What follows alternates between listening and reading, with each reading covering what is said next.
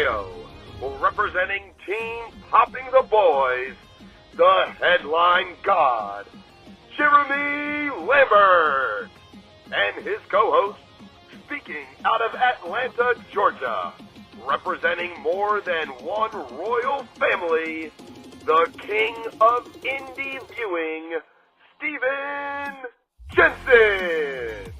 And this is the Spotlight on Fightful. Hello, welcome everyone to the Spotlight. Shout out to Big Dick MLJ for the intro. As always, I'm Jeremy Lambert. That is Stephen Jensen with a shaky webcam.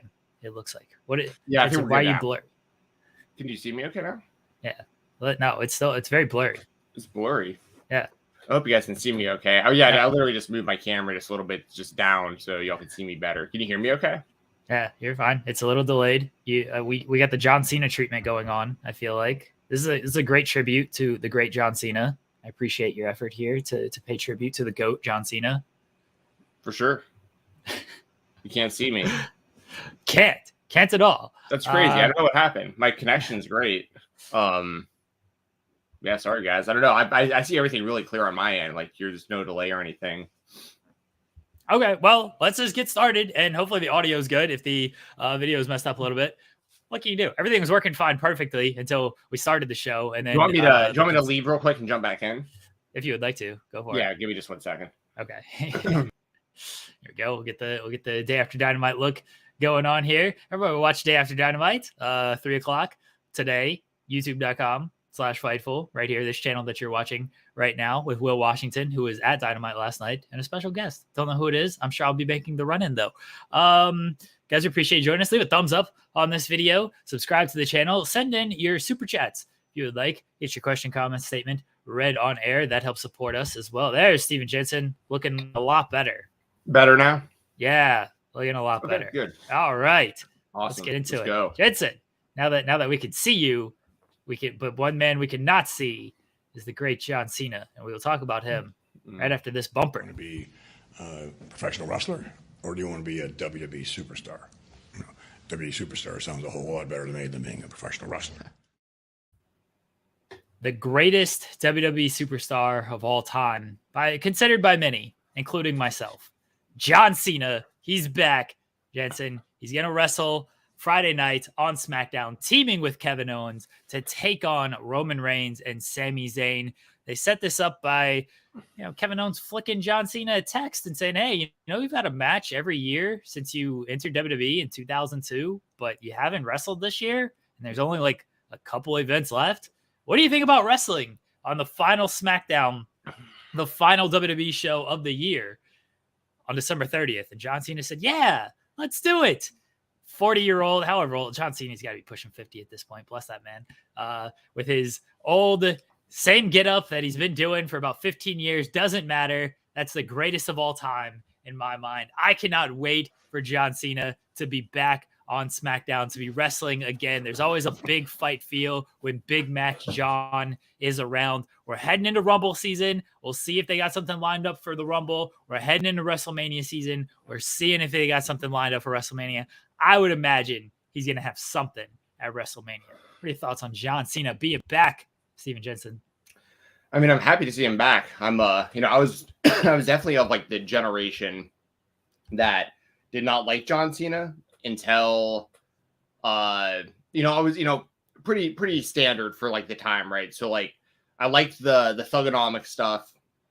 I actually knew about him in UPW a little bit because like I remember following that website because like the Miz was training there and like Samoa Joe had been there and stuff. So I remember I used to like go on the UPW website back in the day, and I remember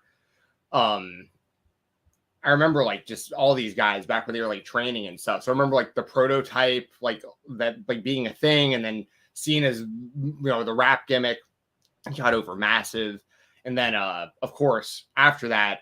It was tough because you were in the same boat as me, I'm sure, where it's like John Cena, he wasn't like the best in-ring wrestler, especially at that time, but he was beating all of our heroes. Like he was going in there and beating like Shawn Michaels and beating Triple H and beating. I didn't care about, everyone misconstrues this of like, oh, we all hated John Cena. I've always been a John Cena guy. I was not someone who turned against John Cena. It's like, oh, he's being shoved down our throats. Can't stand this man. No, I was riding with John Cena 100%. Day one, down since day one-ish with John Cena. Nice. I mean, and that's good because like here's the thing. Over time, right? Like after, because I was in the crowds doing the whole John Cena sucks and like everything. There you go. I've actually got a John Cena t-shirt I almost wore today, but usually it's like the camera's too low to even see what I'm wearing, so it's like that's not even worth putting on. But but no, over time, I'll tell you that it was really the U.S. Open Challenge period really earned a lot of my respect for John Cena. I've always had respect for him as a person. Like, don't get me wrong. Like I thought it was fascinating. They put out a documentary years ago where it just showed like his life, and he's basically at the time he was basically only sleeping on airplanes, and like in his free time he was like learning Mandarin, and he was just constantly traveling, constantly promoting the company, and just obviously wrestling, 200 to 300 times a year or whatever. And so I have Matt, and of course the Make-A-Wish stuff. I mean, that's like I think anyone who has I feel like nobody could like in good faith like actually objectively say that like John Cena is a bad person. Like I think John Cena is like one of the best human beings that's ever lived. Like on the Make-A-Wish stuff alone, like I think that's like he's an incredible human being for that. So this is a long way of saying over time I became a big Cena fan. Like to this very day, like I really like John Cena, and I think that it was definitely for me it was a tough pill to swallow at the time because he came in and he like beat all my favorite wrestlers, and I didn't think he was very good. But I do commend WWE for sticking with him, and I do consider him like probably the top WWE superstar ever. Like when you look at like the grand scheme of things, I mean, you always have Hogan there. You had the short period where Austin was on top. And that's really the only things that I think are comparable, because like The Rock was never as big as Austin, like when they were both in the WWE at the same time. So like Cena's arguably the biggest WWE superstar they've ever had, especially because you got to look at his tenure too, his longevity. So I think it's great for the WWE, for the WWE universe that Cena's coming back to do something. I definitely expect him to wrestle WrestleMania. I don't think he's gonna come back and do this and not do WrestleMania. So yeah, it's kind of a long answer on that, but I current day, I am a John Cena fan. I really like John Cena, and I think myself and a lot of other fans from my generation that hated on Cena, we when he left, things got way worse, and we were like, oh, actually, Cena was kind of like the glue holding all this together in a lot of ways. It felt like so. I have massive respect for Cena. I think it's cool that he's coming back, and he's teaming with Owens, which he has some history with, which is cool. So yeah, I like it. It's a cool moment for Kevin Owens, who he's talked about it. His son is a big John Cena fan, and when his son found out that he's going to be working with John Cena, he was very excited. And now he's teaming with John Cena. Right. His son is even more excited. All right, throw on your Triple H hat. Grab your Triple H pencil. What are you doing with Cena at WrestleMania? It all depends on The Rock. All of this depends on The Rock for WrestleMania, it feels like. Because if The Rock's going to come back and wrestle, he's going to wrestle Roman. So they have the 2 nights of WrestleMania, which definitely opens up options. But, like, are they going to make Roman wrestle twice? Does he even want to wrestle twice? Do they want to risk injury on night 1 and then he wouldn't be able to do night 2? Or does he have to defend both titles both nights? Or is he defending both titles simultaneously? Like, there's a lot they need to figure out when it comes to The Rock, and it feels like that's what they're waiting on. They might already have their answer, but that kind of feels like from the fan perspective, that's what we're all waiting on is, is The Rock coming back, and is he going to wrestle? If The Rock's coming back, he's going to wrestle Roman Reigns, obviously. So you have the options, of course, where you can do Roman Reigns versus The Rock on night 1. Roman wins. You can do Cody versus Roman on night 2. I prefer Cody to win there. But if you're going to, so the reason I bring all that up, though, is because this is dependent on The Rock. If The Rock's wrestling Roman Reigns, let's just assume that that's what Roman's doing, and there isn't like 2 nights and all these other scenarios. That boxes Cody out to where I would say probably do Cody and John Cena. Otherwise, it's going to have to be something really big, mainstream, like Logan Paul versus Cena, like something like that, in my opinion. Just like an attention grabber. But it'll still be a great match because Logan, killed it. I will say this: Logan's going through some stuff right now with his zoo coin stuff. I don't want to get too into it, but like I don't know what that. It's not a good look right now for Logan. So like he's kind of having to fight that right now. Don't know how it's going to look on his WWE run. I have no idea, or if it's even on WWE's radar. I have no idea. But so yeah, what do you think? My official prediction is we're still going to get Cody versus Roman, whether it's on night 1 or night 2, and I think that's what's going to happen. But if Cena needs an opponent and Cody can't wrestle Roman, I'd say Cody and Roman. Logan Paul. Oh, sorry, Cody and Cena. I'm sorry. I think Logan Paul is an easy match to do. Logan's already called him out. I don't think WWE cares about whatever he's going through. They have bigger issues with people who are saying dumb shit, and they don't seem to be doing anything about that. So I don't think they're too worried about what Logan. You need to look into it. It depends. There's a lot of money involved in what he did. I mean, I believe you. I admittedly have not looked into it because CoffeeZilla. Shout out CoffeeZilla on YouTube. He did a 3-part series on it. Explains everything.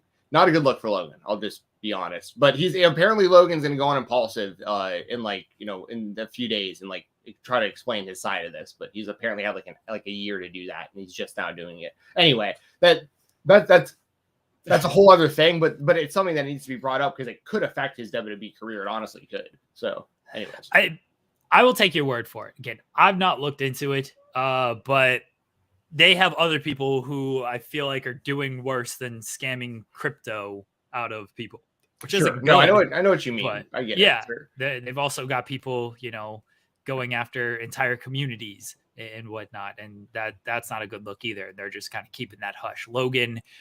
You know how this business works, Jensen. If you're a big enough star and if you bring in money, they will much easier forgive and forget these things and continue to use you on television. Absolutely. Just like in combat sports, like if you're winning, it fixes everything. You know what I mean? You can be the biggest piece of trash alive, but if you're winning, same with boxing, same with just sports in general. There's plenty of athletes that have done terrible things that are out there on the field every week. And Sean Watson got the biggest guarantee of all time after everything that came out against him. Right. Exactly. That's my whole point. Right. I mean, there's plenty of Deshaun Watson type scenarios or even worse where just because they're winners, they're still out there playing. But if they were not as good at their sport and doing the same thing, they'd be banned. It just is what it is. I'm not saying it's good. I agree. I'm agreeing with you.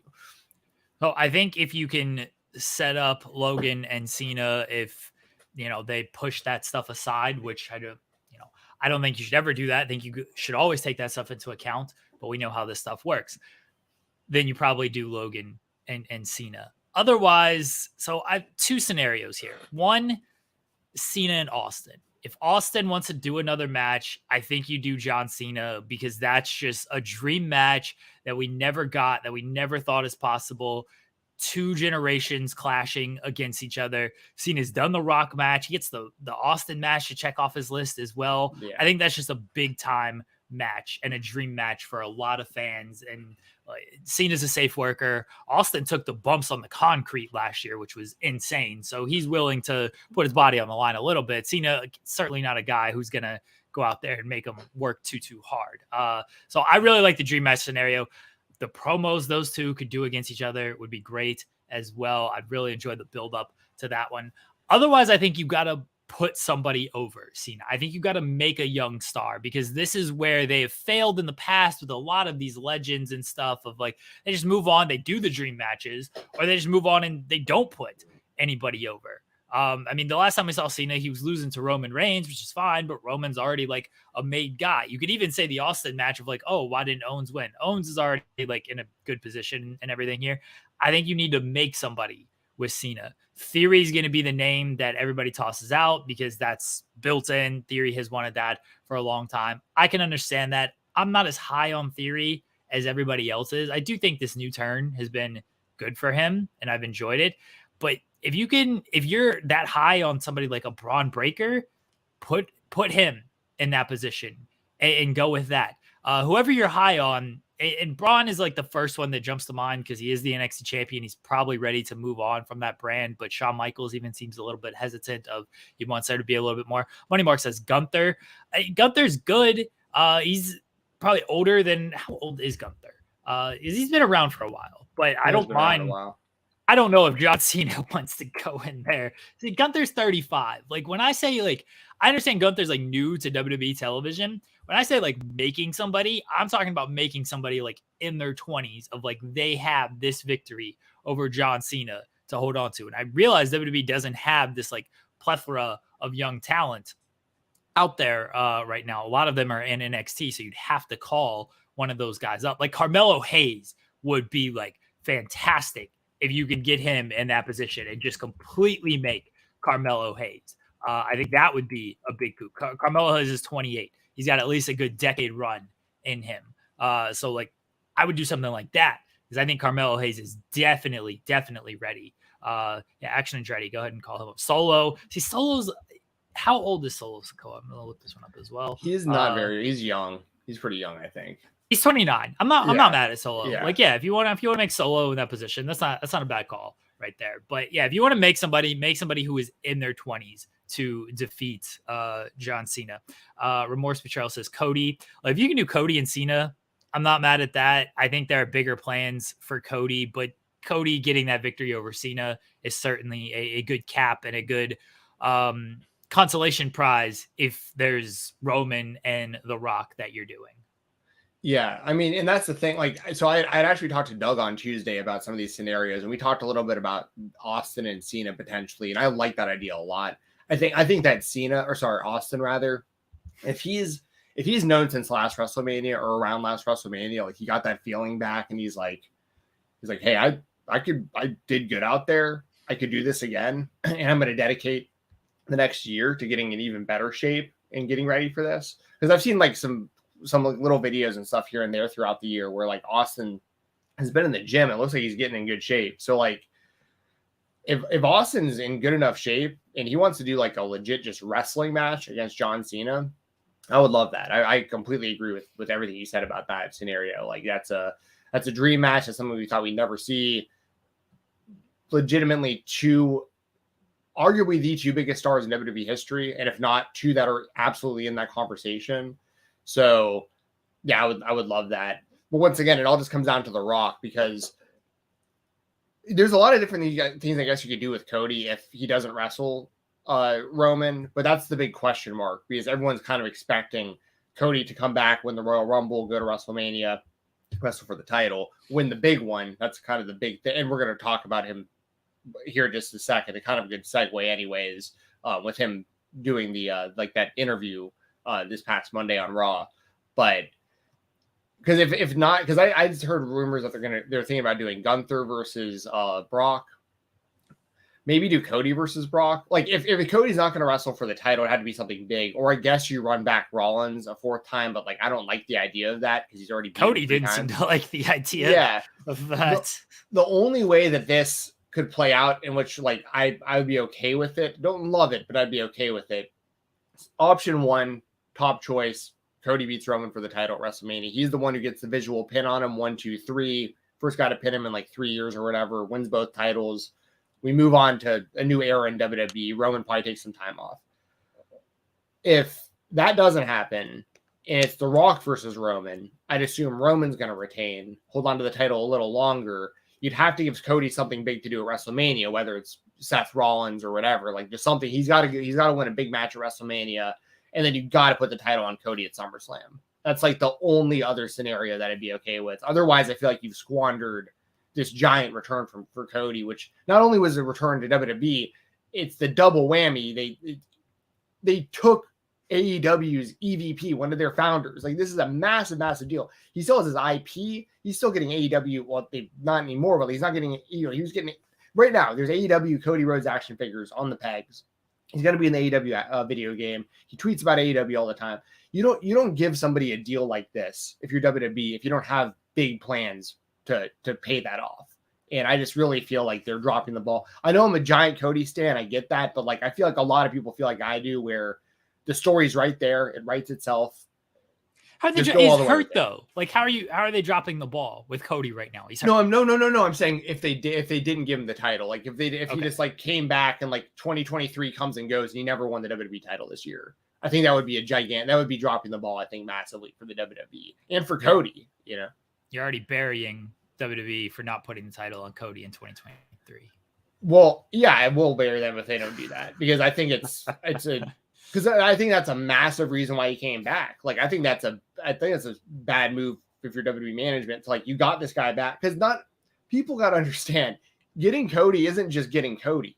It's getting Cody and keeping Cody happy, so that when guys and girls and non-binary wrestlers, whatever, we don't discriminate here, when their contracts run out in AEW, who do you think they're talking to? Like, he's the bridge now to get.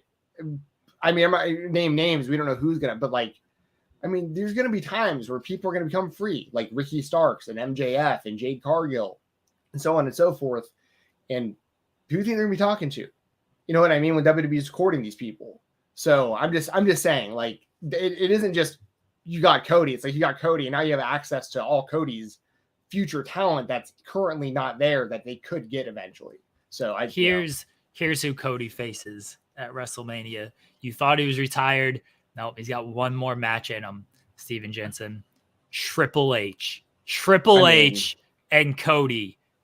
I don't know if Triple H could actually pull it up. I know, but if he could, that's the dream match for sure. Yeah, Trips can throw a punch or two. Cody can bump and feed for him.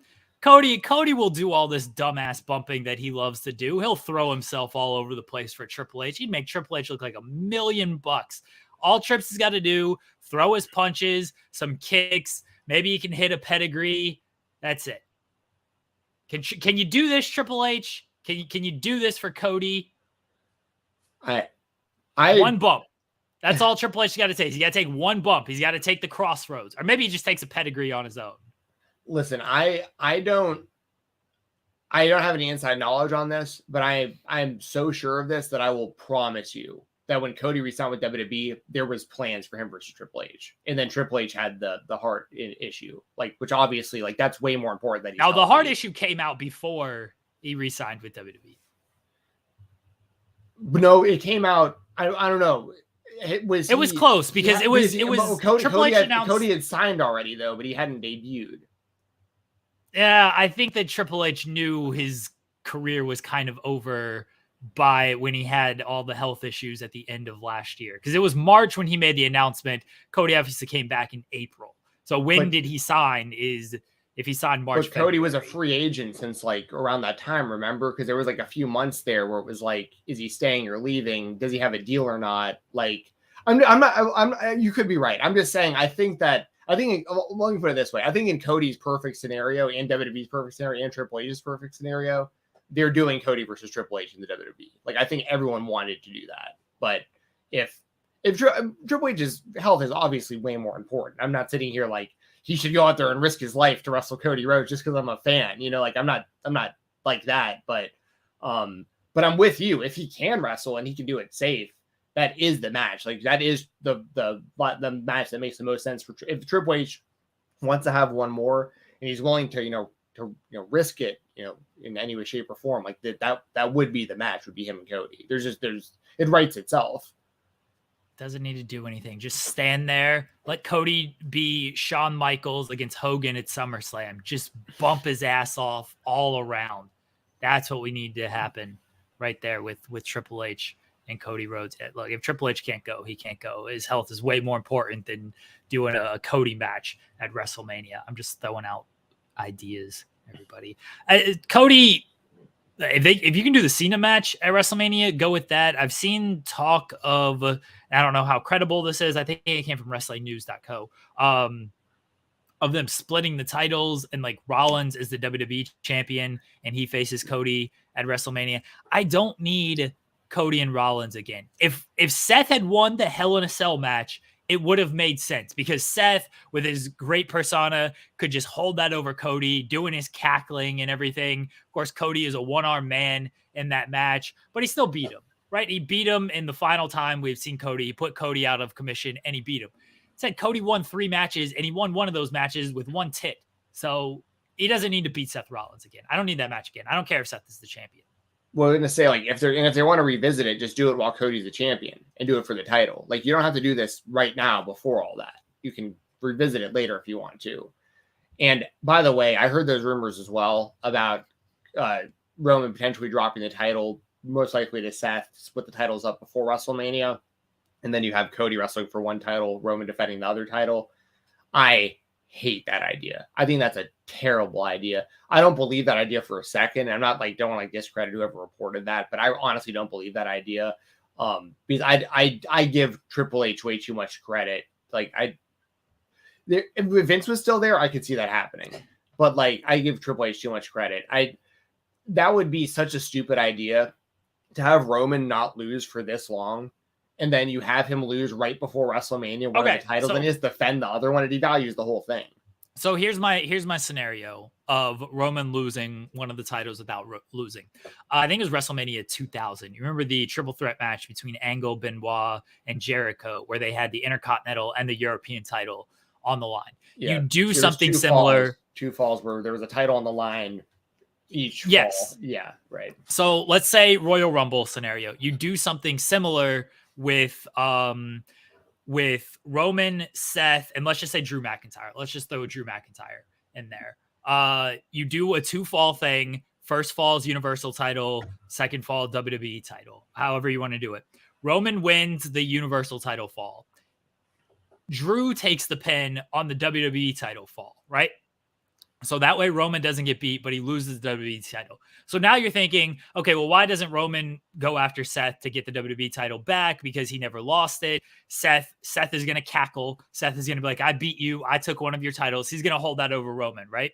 So next night on Raw, Roman comes out and he declares that he wants to go after Seth. He's like, I'm coming for my title back. You didn't beat me type of thing, because it would make sense that Roman would still care about the title. Rock's music hits. Rock comes out. Now Roman has a bigger fish to fry than to go after Seth Rollins and the WWE title. He's got The Rock standing in front of him. Now he's got to worry about The Rock. That is what takes up his time going into WrestleMania. That's how you get Roman still caring about the WWE title, but understanding of why he would move away from the WWE title. Cody comes back. He wins the Rumble. Cody decides to go after the WWE title because remember, it's not about beating Roman for Cody. It's about winning the WWE title. And he knows he can beat Seth. And then he goes after the WWE title. And that's how you do Seth and Cody at WrestleMania and Rock and Roman at WrestleMania. That is my scenario that protects Roman from taking a fall, gets you Cody at the WWE title, also makes it make sense, at least in my mind, to where Roman still cares about the WWE title. It's just like, oh, he lost. Why doesn't he care? Because I know people are like, after WrestleMania last year when he beat Brock, why doesn't he just toss the title aside? People want like, oh, Roman should just be stripped of one of the titles. That doesn't make any sense to me. No, if he's right. Or he's just gonna like, here, take this belt away from me. I don't want it. No, why would Roman Reigns do that? Of like, take this belt. He should care about these titles. And in this scenario, he still cares about the WWE title, losing the WWE title, but The Rock is there. He cares more about this man who has done it all in wrestling and Hollywood, and he's proclaiming, he's the real head of the table. Roman wants to be, he's the head of the table. You got to beat The Rock to really be the head of the table. That's my idea. I like it. That's if they were going to go that route, that's actually probably the best case scenario you just laid out. I still don't like the idea of Roman losing the title before either of the titles before WrestleMania. Like, I think he should stay completely. I agree. I'm with you.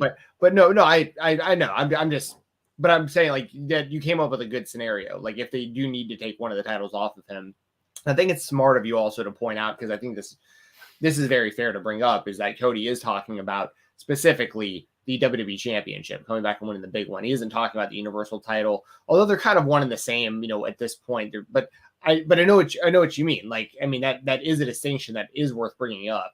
It isn't so much about who's holding the title. It's about becoming the WWE champion, because Dusty never held the title. Dustin never held the title, and he can be the first Rhodes to do it.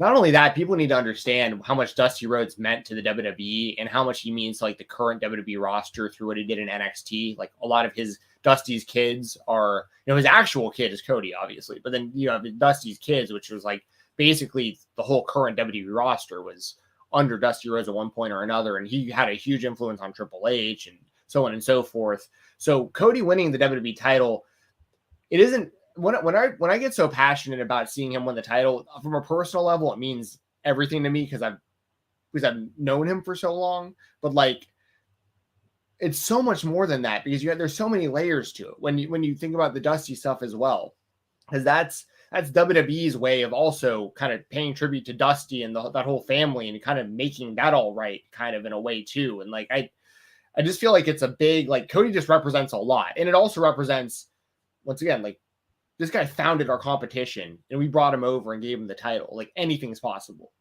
so it's once again, I like your scenario if they're going to take one of the titles off. Now here's another question that I need to throw out there, or scenario I need to throw out there, because we're all assuming that if the Raw comes back, that the Roman's beating him to retain the title or the titles, whatever the scenario is. For the last few years, I've said, because this has been a rumored match for years, I've said, yeah, for sure, like, Roman definitely beats The Rock, unquestionably. But, like, now I'm seeing stuff about, like, his movie's not doing so good and stuff, and, like, I don't know if his, like, public perception's changed a little bit. I don't follow that stuff enough, but I've heard little things here and there where I'm like, would he come back to WWE? The DC universe. Well, The Rock killed DC. And once again, I don't know enough about that to speak on it, but, like, that's, like, what I'm hearing, which you just said pretty much. And it's like, is he in a scenario right now where he's like, screw it, Hollywood's really not the place for me at the moment.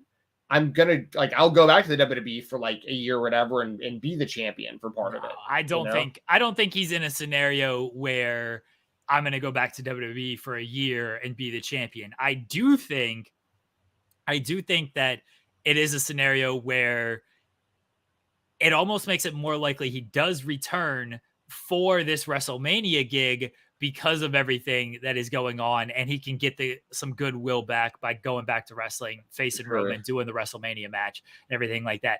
Don't think it's so bad for him out there right now that it's like, I need to go back to WWE and do wrestling again for a year. But now I think the percentage has grown because of this whole mess with Black Adam and DC, because it ain't a good look for him. And it is it's finally a knock against him, in that he's been very bulletproof in Hollywood. It seems like anything he wants to get made has gotten made. Anything he says, everyone loves. Yay, The Rock. And now it's like, oh, Rock, what are we doing here? Yeah. Well, and by the way, like, what you just said, I think is like way more like the more realistic, like, what's actually happened scenario, as far as, I think that it's more along the lines of, he is more inclined to do WrestleMania right now because things in Hollywood aren't doing great for him, like, at this exact moment. But, when I say The Rock coming back for a run, whether it's, a year or like 3 months or whatever it is, I it isn't necessarily because, like, Hollywood is so bad to him now. I think this happens to everybody. Like, I mean, he's having like a little rough patch right now. I don't think he's like done in Hollywood or anything like that. But my point is really more so, I think he really does love the WWE and the WWE universe. And like, he'll get the complete opposite, response from our crowd than he will there. Like, if he is right now, if he's not liking the DC audience and what they're saying to him and how they're treating him, comes back to WWE, gets that massive pop, gets to be in front of the live audience, gets to do his thing, gets to be The Rock again. Like The Rock, I just think he'd probably have a lot of fun with it and probably something he'd want to do. And they give him so much money too. It's not like he goes in there and like doesn't get paid. Like WWE gives him a lot of money to show up. Yeah. But that all said, I'm very interested in the scenario of him and Roman. I do think that's what you have to do if you have access to The Rock. And one of the most interesting things to me is just the idea of where the bloodline sides with all this, like, because I think it'd be a really interesting scenario where, of course, Paul Heyman's going to side with Roman because he's been by his side this whole time. But once The Rock shows up, now you have, the Usos and you have Solo, and then now they're maybe kind of like, Roman's bossing them around and telling them stuff that, they got to do for him versus The Rock or whatever. And they're like, Us, you are the tribal chief. Like, you've been the tribal chief. You've been the one around, but The Rock, like, Dwayne's the real, like, don't, come on, like, Dwayne's here. Like, Dwayne's the one been feeding our family forever. Like, before you were involved in He this. had $7 in his pocket, and now look what he's doing. You got everything handed to you, Oos. Right, and they should bring in other family members, too. Rikishi, Chu Super mentioned Rikishi in the chat just now, great timing. Rikishi and, like, the head shrinkers and stuff like that, bring in other family members during the feud, in my opinion, to make it even bigger, like where families really trying to choose sides and stuff. And then once again, I think it's, personally speaking, I would 1,000,000% keep the title on Roman if they're going to do Roman versus The Rock, personally. But I'm just saying, I feel like there's a little more doubt now just because the Hollywood stuff isn't going so great. Maybe The Rock does want to spend a little extra time in WWE right now, just, because maybe he wants to do that right now. I don't know. So I think the percentage went from like 100% Roman's going to win to like 80% Roman's going to win if they wrestle each other. I think it's 100% Roman's winning that thing. Well, look, if you can get The Rock and he's willing to be the champion, willing to actually show up and then also take it to Hollywood and, be on the red carpet and everything with the title, sure, go for it. Let's move on to our AEW spotlight. Over 1 million fans and a great number in the demo tuned in. And it was a great show, and I think it's been a run of great shows. I will not shave my eyebrows, but one person who did get their hair messed with last night on AEW television was Wardlow when his man bun got cut by Samoa Joe. More of a ponytail than a man bun, but regardless, it got cut by Samoa Joe after Joe successfully retained the TNT Championship. The match itself was fine. Wardlow trying to sell the leg, probably not. I understand they wanted to make Wardlow look a little weakened coming into the match. Wardlow selling needs a little work. But Samoa Joe, great. I'm happy he won. I'm happy he retained the championship because I think this run deserves to go on a little bit longer. Then he cut Wardlow's hair, and we will see if, this lights a little bit of fire under Wardlow and where they go with Wardlow from here. Yes, and I want to say quickly, Dynamite last night I thought was a really great show. I really enjoyed from start to finish. So it was hard to pick a spotlight because there were so many different things we could have chose. I went with the Samoa Joe and Wardlow scenario. One, because it was a main event. The crowd was hot for it too. Like they were into it. Like especially at the finish, they really went nuts when Joe actually beat him. This was maybe the best I've seen Wardlow look. Honestly, like I know the selling wasn't great. It was weird how they put him in I shouldn't say weird, but they put him in that vulnerable position of having him coming injured and everything, like you just mentioned. They did the Nancy Kerrigan thing with the lead pipe in the backstage. That was who it was, right? Was it Nancy Kerrigan? The Joe should have hit him harder with that thing. Really lay it in there. Why? I remember that like it was yesterday. That was back in the 90s, wasn't it? Yeah, it was wild. Wild. Yeah. That was a long time ago. We're old, dude. But yeah, so, I thought that Joe looked really good coming out of this match, which I think is the better you can make Joe look, the better for your company, in my opinion, because Samoa Joe is still Samoa Joe. Yeah, for sure. And I think he looked good in this match, So did Wardlow, like I said. Some of the stuff he does when he just busts out these, whisper in the winds off the top rope and stuff that people aren't expecting, he really pops the crowd. I think Wardlow has, cooled off quite a bit since he became the TNT champion before losing it and everything, coming off the MJF stuff. He's cooled down a bit, but not completely. He isn't like a lost cause. Like I feel like some people have wrote him off to be. I think there's still a lot of meat on the bone there for Wardlow as like, a main event player in AEW, but him cutting his ponytail was interesting. I saw people online that were like, wait, Wardlow's going to be less hot? What are they doing? Why are they doing this to him? Why would you do this to your beefcake stud? I feel like he's going to look just fine, y'all. I think he's going to do all right. All we're talking here is a little chunk of hair that sits like this on the top of his head. Still the same dude. But yeah, I didn't expect that at all, by the way. Like, Joe winning was kind of a surprise to begin with because I kind of felt like Wardlow might get the title back.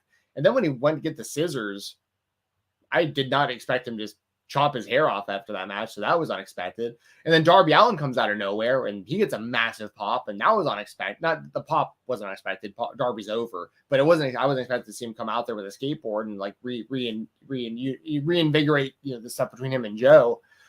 So the whole main event and the finish and the hair cutting and then Darby kind of all together was, kind of my spotlight. Is the way that Dynamite ended, I thought was interesting. I think it sets things up really well because I think Darby and Joe again is going to be fire. So, how did you feel about it? I know you said that you weren't a big fan of like Wardlow selling, but overall, do you think the match was still pretty good? And like, do you like where things are heading? And also, kind of a tribute to the Nightmare Collective, which was a absolute flop. Sean Ross Sapp killed that group, by the way. People need to look into that. But how did you feel about the whole thing? Shout out to the Japanese deathmatch legend Luther of the Nightmare Collective. Yeah, I like the ending with Darby, largely because Darby and Joe a few weeks ago was awesome. And Darby is such a perfect opponent for Joe because he's willing to take any bump. He's willing to just be tossed around, and Joe can just look like an absolute killer against him. And that's exactly what happened when they had their match. Is Joe just tossed them and looked like the old Samoa Joe that would just run through people. And I understand that Joe is not that guy anymore. He's older. He doesn't move quite as fast. But like Joe, when he can just stand there and just be a monster, be a killer, Darby's the perfect guy for that. Match was fine. It was a great night of wrestling for Dynamite. And so because of that, like, it didn't stand out as much this main event. Like the Elite and Death Triangle match was great again. Yeah. Danielson and Ethan Page was great. So we had a great night of wrestling overall. Oh, like the main event was just fun. Wardlow, that's a guy they got to figure out because he was very hot coming off the MJF feud, but then everything happened with MJF. It kind of cooled Wardlow. He got the TNT title. That run didn't really go anywhere. I mean, he just teamed with Samoa Joe for the majority of that run. And then Joe turns on him and then beats him. And then that was kind of it. And now he's just kind of in this spot. I think Wardlow, I've said this before, but it feels like they're trying to do something with him that he's not. Because if you watch like Wardlow interviews and like non-television stuff, he's very engaging. He's very funny. He's very witty. And that doesn't come across on television all the time. It's more like stoic, oh, I'm a big guy type of thing. And that's not really his personality for the most part. So I think they almost handcuff him from who he actually is because they want to portray him as this monster Goldberg run through you type guy. And that worked in the MJF feud and stuff. But I think it's time to let him loose a little bit when it comes to his promos. And maybe, without the ponytail man bun, he can do that a little bit. So they got to figure out Wardlow. He's not dead or anything, that's for sure. But he's definitely moved down the pecking order of where he was coming out of Double or Nothing when it seemed like this guy is the next superstar in the company after defeating MJF. Samoa Joe, great. I'm happy the run continued. I know there was the red herring of they had the confetti, so people thought Wardlow was going to win. And I was a little iffy on that because I'm like, oh man, like Joe's run has been good. I like the King of Television gimmick that he's doing with the TNT title and the ROH TV title. I want to see that continue. And I think Samoa Joe is just great. So I liked it, but I did like the ending. The match, it could have been better. And I think a large part of that was Wardlow is not used to being in that selling position. And I don't think he quite got everything he needed to do when it came to that, because it was very inconsistent. And, some, like, even the best can be inconsistent when it comes to some of the selling stuff. When you're in a main event position like that, it's just going to stand out a little bit more. Sure. Well, also, I think they're teasing a future, like they'll do a rematch at some point again between Samoa Joe and Wardlow, and he will hit that power bomb and people will go nuts, I think. And that they teased a similar thing earlier in the show, which I really liked too, where Hook went to suplex Big Bill and he didn't get it, but like they teased it. Crowd and was ready to go crazy for it. Right. And they're going to when he hits it. Like that's, and big shout out, of course, to Grapsody with that Tony Khan interview. And I listened to that, and that kind of goes along hand in hand with some of the stuff he was saying, which I thought it was great that Tony, was so transparent throughout that interview with this kind of stuff, because he basically said, he's like, listen, don't be so quick if you're a fan to just like jump on stuff and think there's no plan or think that, this or that, or we're just doing stuff just to do it. We're constantly planting seeds for stuff that is either going to lead to something between both people we're talking about, one of the two, so on and so forth. And I think that kind of stuff is kind of what he's talking about. We didn't see Hook suplex Big Bill, but he teased it, and now everyone wants to see it. And I guarantee you, we will see that happen, and people are going to go nuts for it. Same thing for Wardlow and Joe, I think. Same kind of scenario. We got that visual of Samoa Joe right there in the setup, ready to be powerbombed and finished off by Wardlow. And because of Wardlow's injured knee, that was unfair because of the way that Joe attacked him before the match with the pipe. Now we know a healthy Wardlow, he'll be able to pick up Joe and hit that powerbomb. And I think people will go nuts for it. So just kind of Tony Khan's point, they planted seeds last night. And there's a lot of stories going on in AEW. There really is. So it's sometimes too many, to be honest. It's hard to keep up with the points. But I think last night's show was like a really good example of, it was a really, really good episode of Dynamite. And then they're rebranding basically by next week. And I think they have a lot of momentum heading into 2023. I agree. Last night's show was fantastic from start to finish. No real down moments about anything. And Rampage has a good lineup as well. But yeah, as far as the show ended, it was a good ending with Darby. And a reminder, like, Darby is still very over in that company. And he's a guy that's been there from the start and has been positioned as one of those like top tier guys from the very start. And I think him winning the TNT title wouldn't be the worst thing in the world. And that's a title we know he really cares about and everything, with the story with Cody and finally overcoming Cody to win that title. So we'll see if maybe he's the guy that gets the TNT title off of Samoa Joe to start with in 2023. And so my AEW spotlight was the Acclaimed rap against Jeff Jarrett and Jay Lethal. It was one of their video raps, not their freestyles coming to the ring, but it was like a full music video. Oh my gosh, this was so fucking good. Yes. The lines in this, about to have you tapping like a Morse code. I stay scheming like I'm global force gold. Failing upwards is just your way of life. Man, you're stealing money like it's Kurt Angle's wife. My favorite line was against Jay Lethal when he said, "What do we have here? Ring of Honor's top guy during their bad years." I died at that line. So many good ones. He called back to "With My Baby Tonight" about working hard on the go and everything. So yeah, Karen Jarrett responded and was like, "You have no idea what you've done." I didn't see that. What on Twitter? Oh yeah, read it out, please. That's funny. I didn't even look.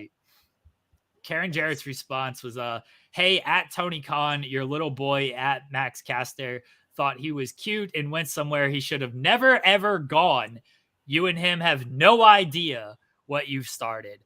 I assume this is all a work stuff because, like, I don't think that Caster's doing this without some type of approval, and Karen Jarrett's a worker herself.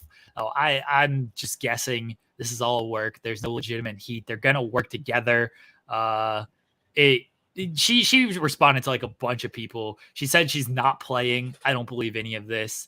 I don't believe that this isn't any type of work. It fucking ruled though. The Acclaimed are so great. Jeff Jarrett pops me because this man is somehow in like top tier positions in 2022, which awesome for him. Jay Lethal, very good wrestler.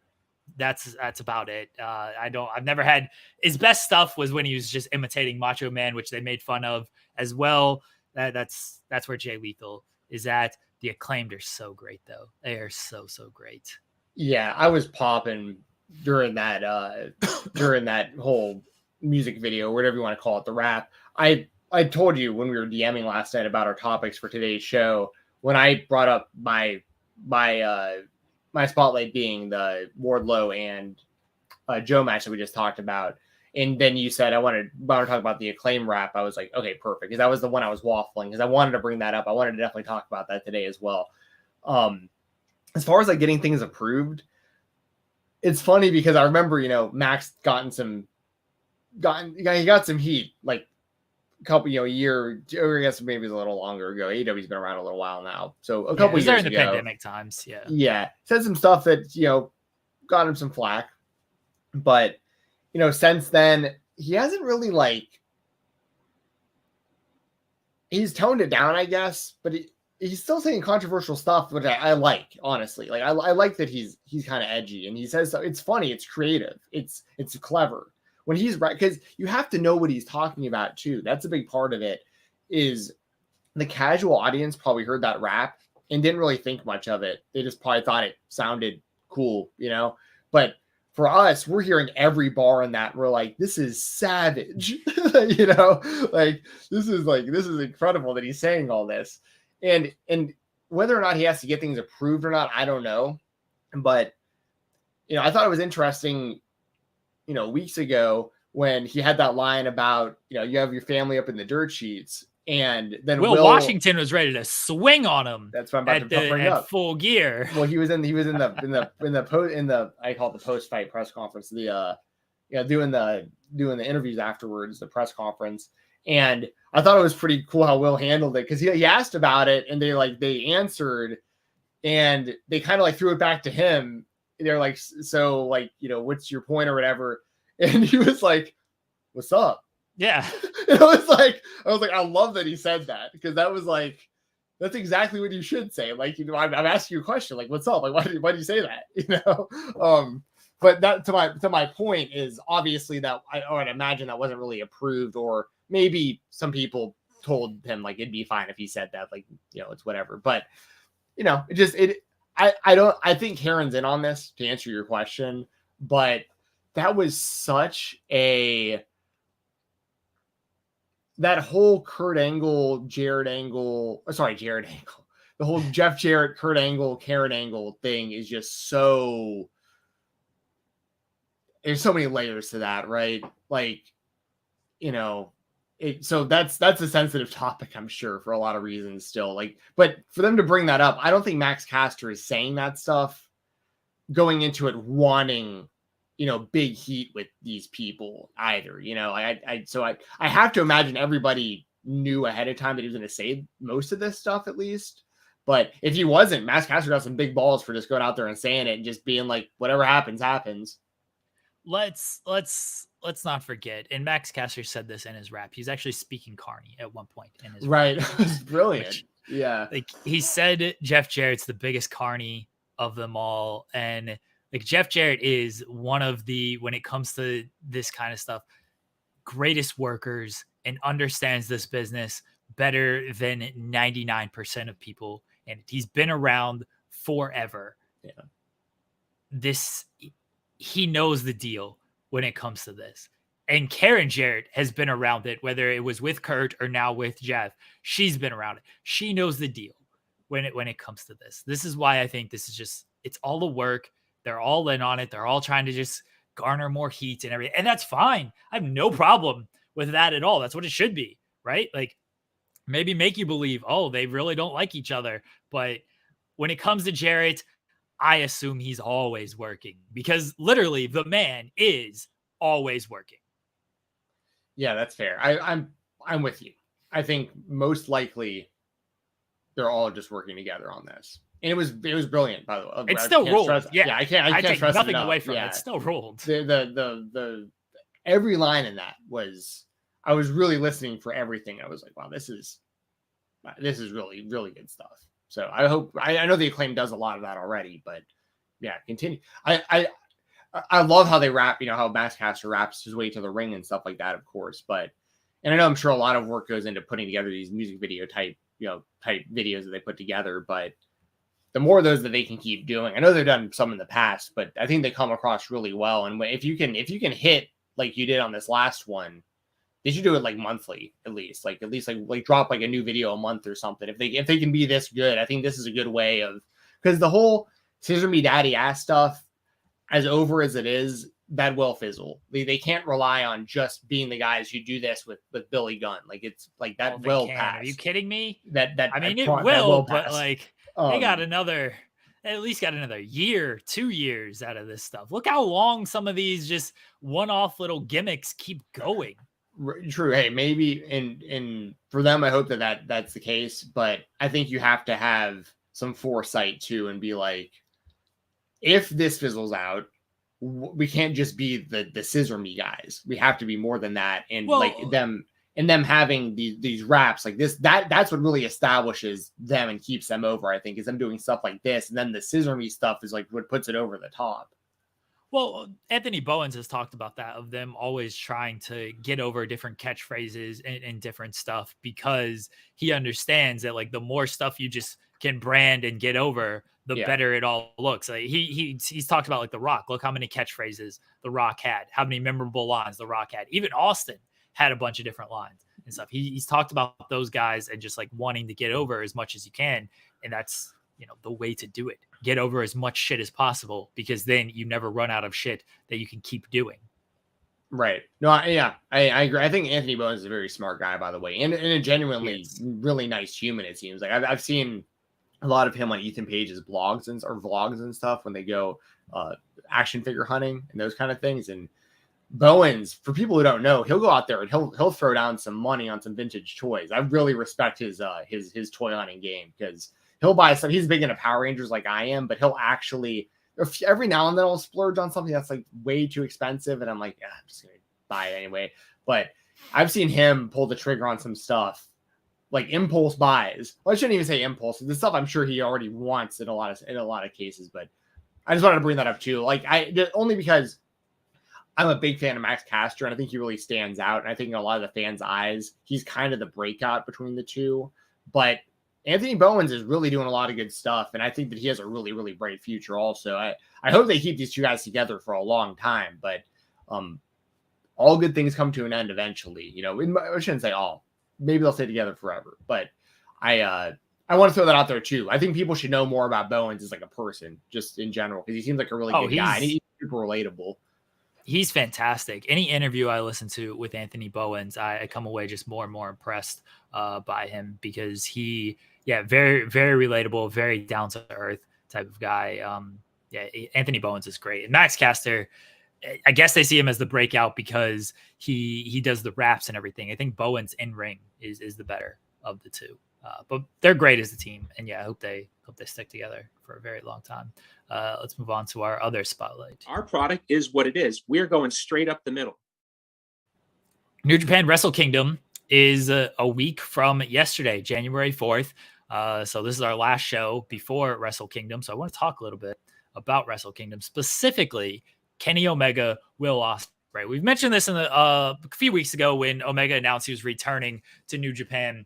But I want to bring this up to you, Jensen, is the title's on the line. The IWGP US title is on the line. And I think a lot of people are thinking it's a foregone conclusion that Ospreay is going to win this belt because he is with New Japan. He can continue to defend the title in New Japan and stuff. I'm not willing to just go and put all of my money on Will Ospreay. I think there is a good chance Omega wins this, brings the title back to the United States, defends it potentially on AEW television, because we have seen that before. Tony Khan has talked about the relationship with New Japan. He's talked about when it comes to ROH Honor Club, getting New Japan involved in that. Omega's got history with ROH as well. I think there's a possibility, a good possibility, that Kenny Omega actually wins this match and takes this title and brings it to AEW and the United States. I think it's a good chance too. I really do. I think in a match like this, there's definitely going to be ego involved on both sides. And we know kind of, the history between the two, but I think that's been amplified pretty massively. Like they've been working together for a lot of this. So like, in my opinion, I think a lot of the stuff that they've said in interviews, I remember, Sean doing interviews and stuff as well, even where I was like, I think what they're saying is truthful, but I think they're trying to build matches. And that's clearly where we're at now. I mean, they're wrestling each other at Wrestle Kingdom. So, I mean, all this wasn't just for nothing, that they were, had all this back and forth and the stuff they've said about each other over the years. At the same time, though, it's like if you're Kenny Omega, because the way he left New Japan and stuff, right? Like for him to go back there and to have this match with Will, I think Kenny's the kind of guy that just wants to do what's best for professional wrestling. So if he's going to make this deal and he goes over there and the powers that be, everyone involved, whether it's, the New Japan officials and Tony, everyone kind of has to put their head together and come up with the best scenario for everyone involved in this and making it happen. I think Kenny would go over there and lose to Ospreay. I think it's very likely that he'd be okay with doing that. But at the same time, it's like, I don't need to come back to New Japan. I don't have to do this. I've got plenty going on in AEW.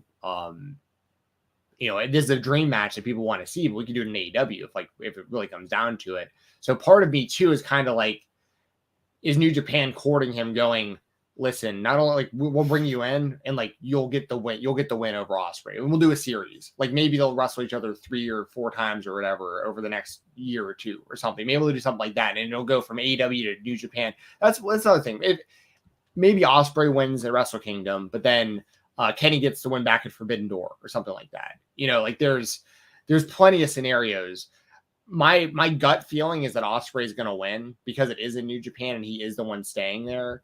But I think it's very likely what you said as well. I feel like it's 55 to a 55-45 split for me. It's very close. It's hard for me to choose a winner, but I'm barely nudging over towards Ospreay.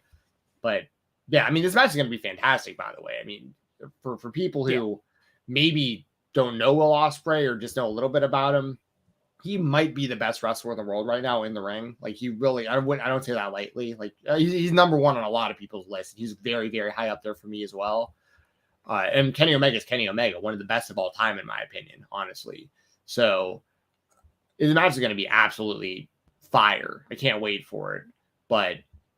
But yeah, I'm going to say I think Ospreay is still going to win, but I think it's very, very possible that Kenny wins, and people are kind of writing off that scenario, which I think you're on the money about that.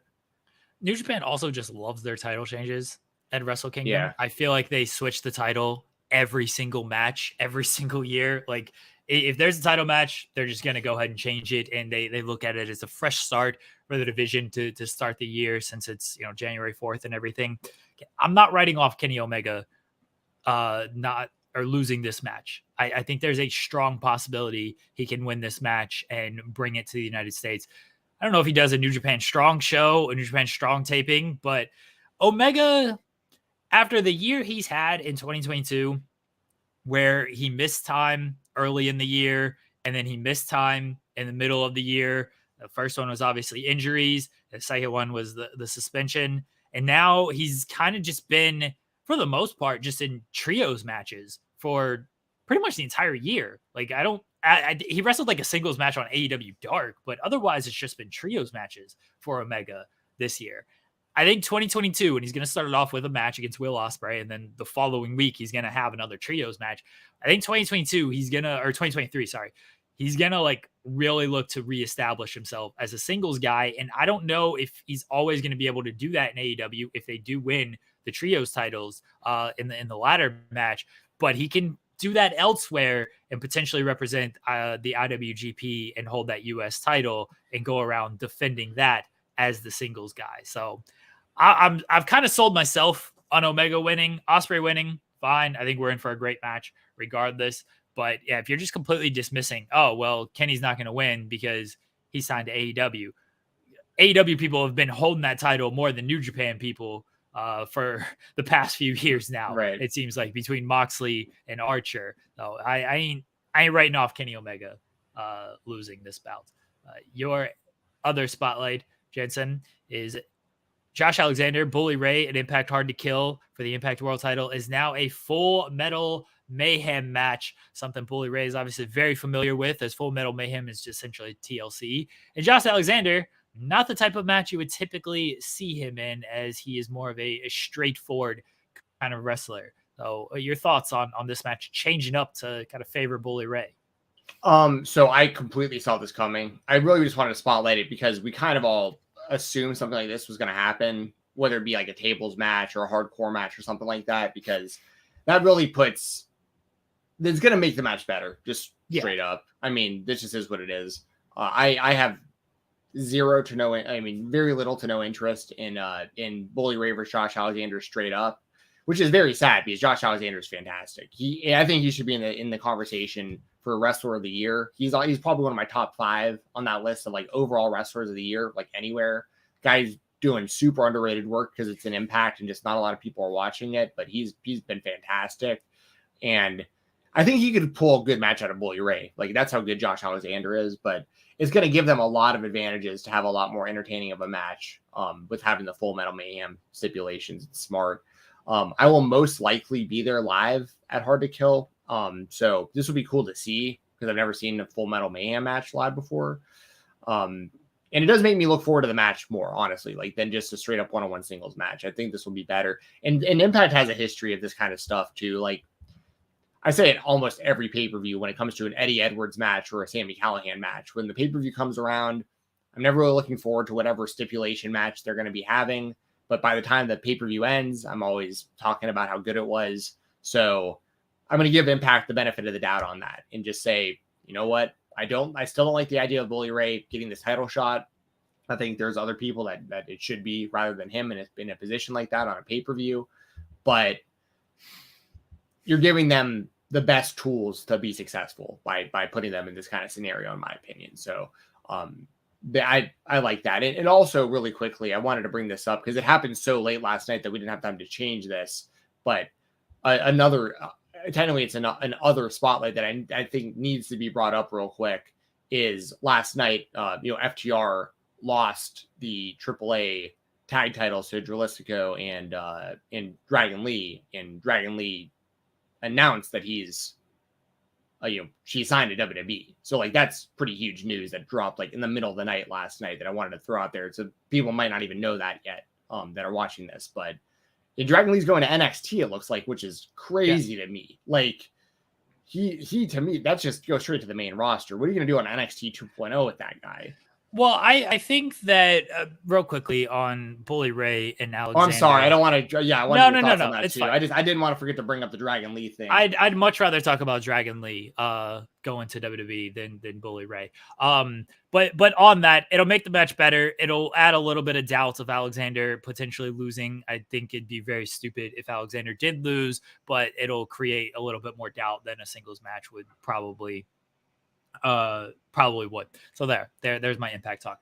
Dragon Lee, Remorse Show says, was AAA aware of that? I would imagine so, that they were aware of that. Otherwise, why are you putting the titles on them? I think Lucha Blog, Cubs fan, said that AAA kind of knew about it. He's going to start in January, so I assume there's no official like win in January. I think Lucha Blog even said it was February, but ESPN Mark Ramondi, who would probably hear this directly from WWE, was told January. So I imagine they'll drop the titles before then. I think this is more they needed to get the belts off of FTR because they seem to be losing all of their belts right now. Exactly.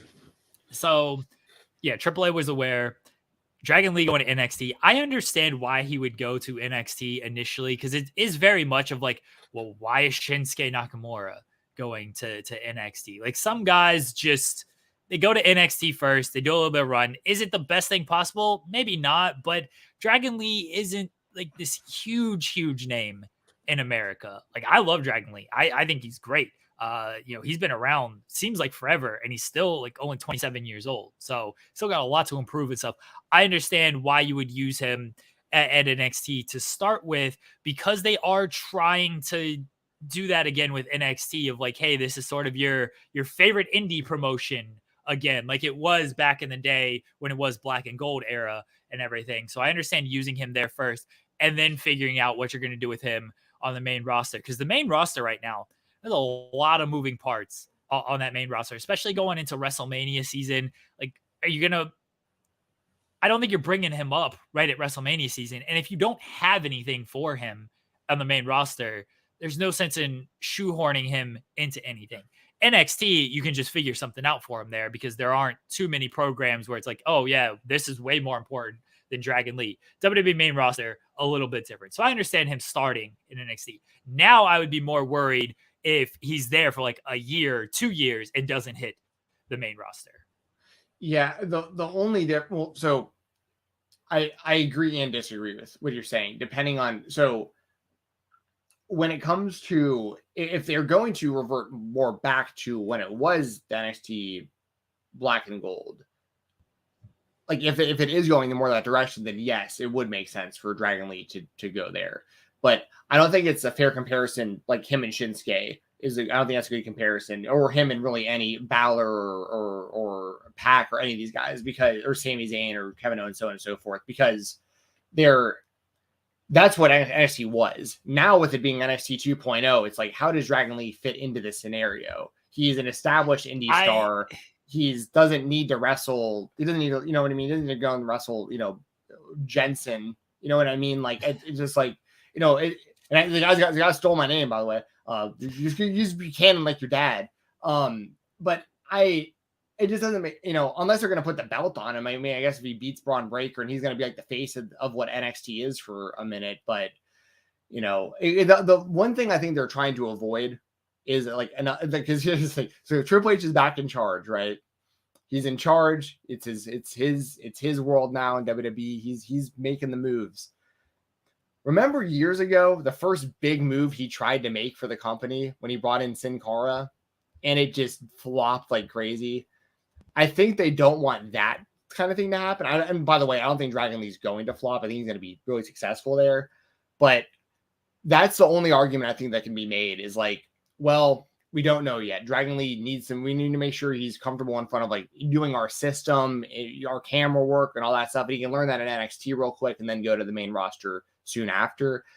I could understand that maybe, but I also think Dragon Lee's just too talented to be like wasting time, learning 3/4 rolls and headlocks and stuff like or whatever. Like it doesn't make sense. Like what? So but at the same time, I think they're only bringing him in on an NXT deal. So like if they're also not paying him a lot of money, they can really just do whatever they want with him. It's not like some giant investment for them.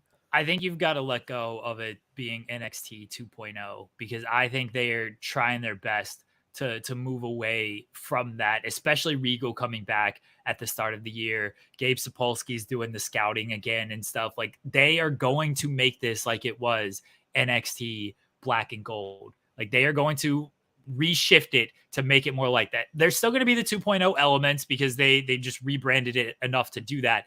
But with Regal back there, Shawn Michaels, who is, he says he doesn't speak to Triple H a lot, but there's a lot of synergy between those two. They're going to be doing the indie scouting again. Dragon Lee signing with them and, going to NXT. It's a big shift into becoming again. I mean, we saw that logo, the old Black and Gold logo a few months ago, and then It didn't really shift too much. But I think the product, if you watch the product, it shifted a little bit. It certainly shifted away from being fully 2.0. I think Level Up is kind of where it's going to be 2.0. I think NXT Europe, when that launches, that's going to be your sort of, hey, this is where we're kind of building people type of thing. I think NXT is going to be more like the Black and Gold that everyone sort of loved. So, and that's why Dragon Lee, depending on how long he stays there, I don't need Dragon Lee there for 2 years doing the coconut loop or anything like that. But I understand why he would be there for a few months to start out, especially as the main roster, they get things in order going into WrestleMania season. Again, I would rather see him in NXT, go ahead, work some programs, get used to the WWE style and everything, instead of just being on the main roster, not doing anything because they've already lined up a lot of their stuff for WrestleMania. Don't force him into a WrestleMania spot. Just don't do it. So I'm fine with him going to NXT early. It does matter how long he's actually there, though.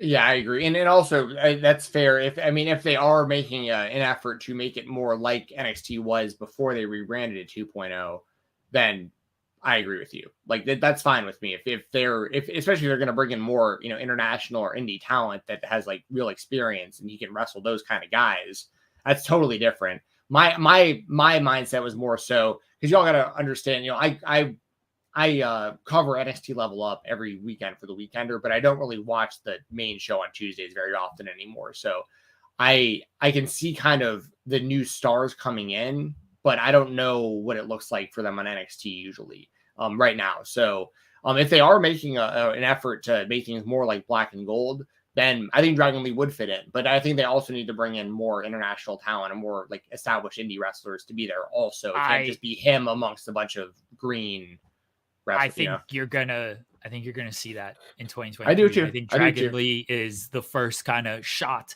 of that. Because again, Regal's back, Gabe's there. We know Triple H's philosophy on stuff. We saw it for years in NXT. Obviously, they got the NIL program. They're still going to continue to recruit college athletes and stuff, but you're going to see them shift back into going after independent wrestlers and more international talent and stuff. You just are. Move on to our indie spotlight here. If I can find the bumper for it. There it is. I'm going to give a big motherfucking shout out.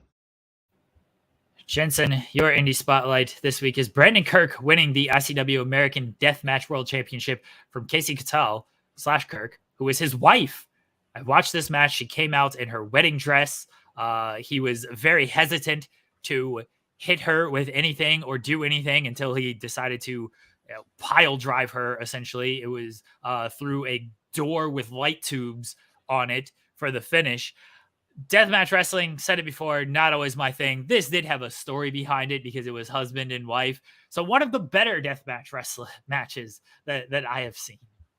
Yeah, and I wanted to bring it up just because it's such an interesting scenario. You know, the Kasey Catal, she had, she was the ICW American Deathmatch champion, and her husband, Brandon Kirk, beat her for the title. And I've seen scenarios like this before where, spouses or like significant others will wrestle each other in these kind of matches. And it's always just mind blowing to me.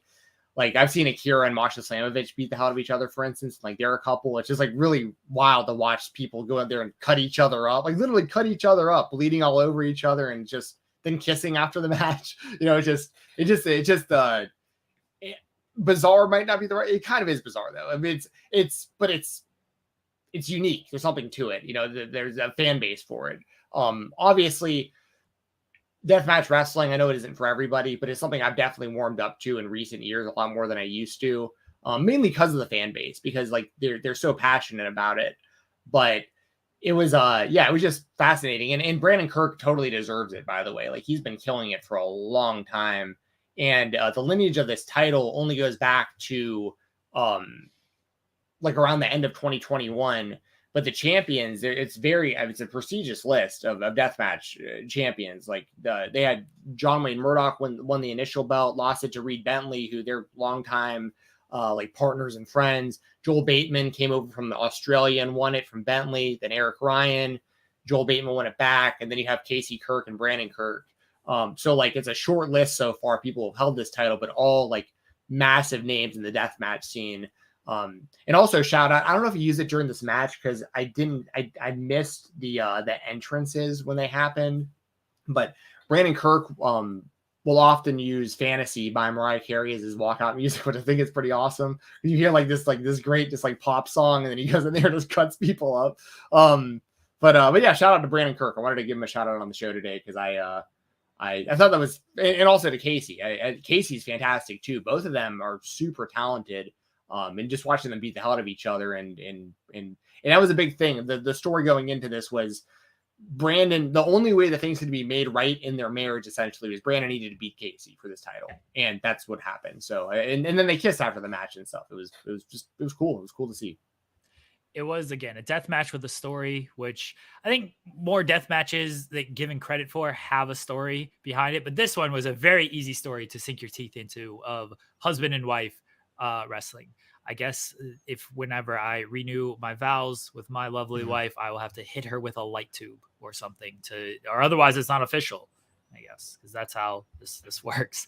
My indie spotlight. Hey, if you haven't seen it, it is from Insane Championship Wrestling. I believe that's the name of the company. The ICW American Deathmatch World Championship. It's on IWTV, so everyone can check that out. Use the code Fight Talk if you would like to watch the show and support that. And speaking of IWTV and using the code Fight Talk, IWTV has their Wrestival 2022 lineup coming up. It starts today. It's actually at 3:00. So Pizza Party Wrestling, Wrestling Open, ICW No Holds Barred. That's actually what the promotion is. I didn't want to cut you off, but ICW No Holds Barred is they're fantastic. They do these pit fighter shows and these and they do a variety of type of stuff. It's kind of like UWFI / MMA / hardcore / deathmatch, all kind of bundled together. So, but yes, ICW No Holds Barred.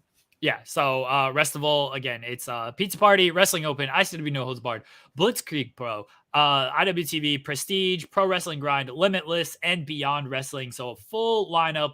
It starts today at 3 o'clock. It runs all the way to Saturday at 8 o'clock. So you're getting a bunch of shows on IWTV all weekend. And a couple of standout matches from this. Friday at Prestige, you get American Wolves against Motor City Machine Guns. I mean, I think that's a big time tag team match that everyone would be looking forward to. Something that stand out to me is Blitzkrieg Pro on Friday night. They got Alex Shelley against Alec Price. Alec Price is a guy that I'd keep an eye on in 2023. Alex Shelley, obviously one of the best to ever do it. And then they cap it off with Beyond Wrestling Heavy Lies the Crown, which is Beyond Wrestling, one of their, I think probably their biggest show of the year. So Max Caster and JD Drake is on that show. Willow Nightingale is on that show. Alex Price is also on that show. Jody Threat, who had that match with Athena that everyone talked about. Warhorse is wrestling. Davey Richards is wrestling. So big lineup for Wrestival 2022. And again, there was a couple standout matches that I threw in there, but like you're getting a lot of great wrestling through the weekend. If you're into independent wrestling, you're going to find somebody who can stand out to you and that you might become a fan of. Yes. And you know, I mentioned this a lot on the weekend or this past week, and I'll say it here as well. I'm a big fan of IWTV, obviously. I'm a big fan of Fight TV, Fight Plus, all these different platforms and stuff. I think it's just so great for us as fans to have these options to stream professional wrestling. But people have been sleeping on IWTV lately because they've lost promotions recently to Fight Plus. But look at that lineup you just brought up. I mean, all these shows, only $9.99, totally worth it. You're getting so much good stuff. Some stuff that I wanted to bring up. You brought up Alec Price. The match I'm actually looking forward to of his the most this weekend is him versus Akira at ICW NHB, because they're going to be in the pit. And that's a scenario that you don't really see Alec Price in. Akira is very comfortable in the pit. He's there all the time.